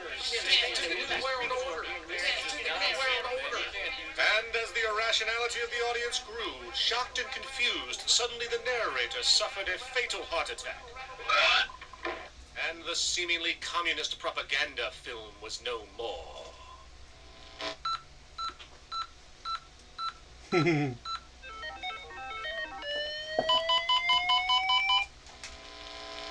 You know, I've said that sort of thing to people in think tank type of situations, and you know, these Club of Rome types and so forth. Marxist. What Marxist? Where did that come from? You know, they got this icon they hold on to. It's their holy grail, and it's such an easy one. You know, People ask if I'm a socialist or a communist or a capitalist, and I say I'm none of the above. And why do you think that those are the only options? All of those political constructs were created by writers who assumed that we lived on a planet of infinite resources. Not a one of those political philosophies even contemplates that there might be a shortage of anything. I believe that communism, socialism, free enterprise, fascism are part of social evolution. That you can't take a giant step from one culture to another. but they're in-between systems. Before there's any ism, we've got a life ground, and the life ground is, as I just described most easily, has all the conditions required to take your next breath, and that involves the air you breathe, the water you get, the safety you have, the education you can access, all these things that we share and use and that no life in any culture can do without. So we've got to reset down to the life ground, and the life ground is no longer any ism. It's life value analysis. It's simply a matter of historical fact that the dominant intellectual culture of any particular society reflects the interests of the dominant group in that society. In a slave-owning society, the beliefs about human beings and human... Okay. Fortunately, I am a weak individual for some reason. I'm feeling not good. Just overheated, I don't know. Alright, I'm gonna just turn it off rather than make feeble excuses. Just it's not anybody watching anyway. That was like 21 minutes left, 31 minutes left, something. I got a little something done. So hopefully I'll get a second wind and do some more tonight. I'm probably gonna put on that another documentary later anyway. Why do I feel like crap? Anyway, I'm gonna go lie down. Thank you for watching if you did.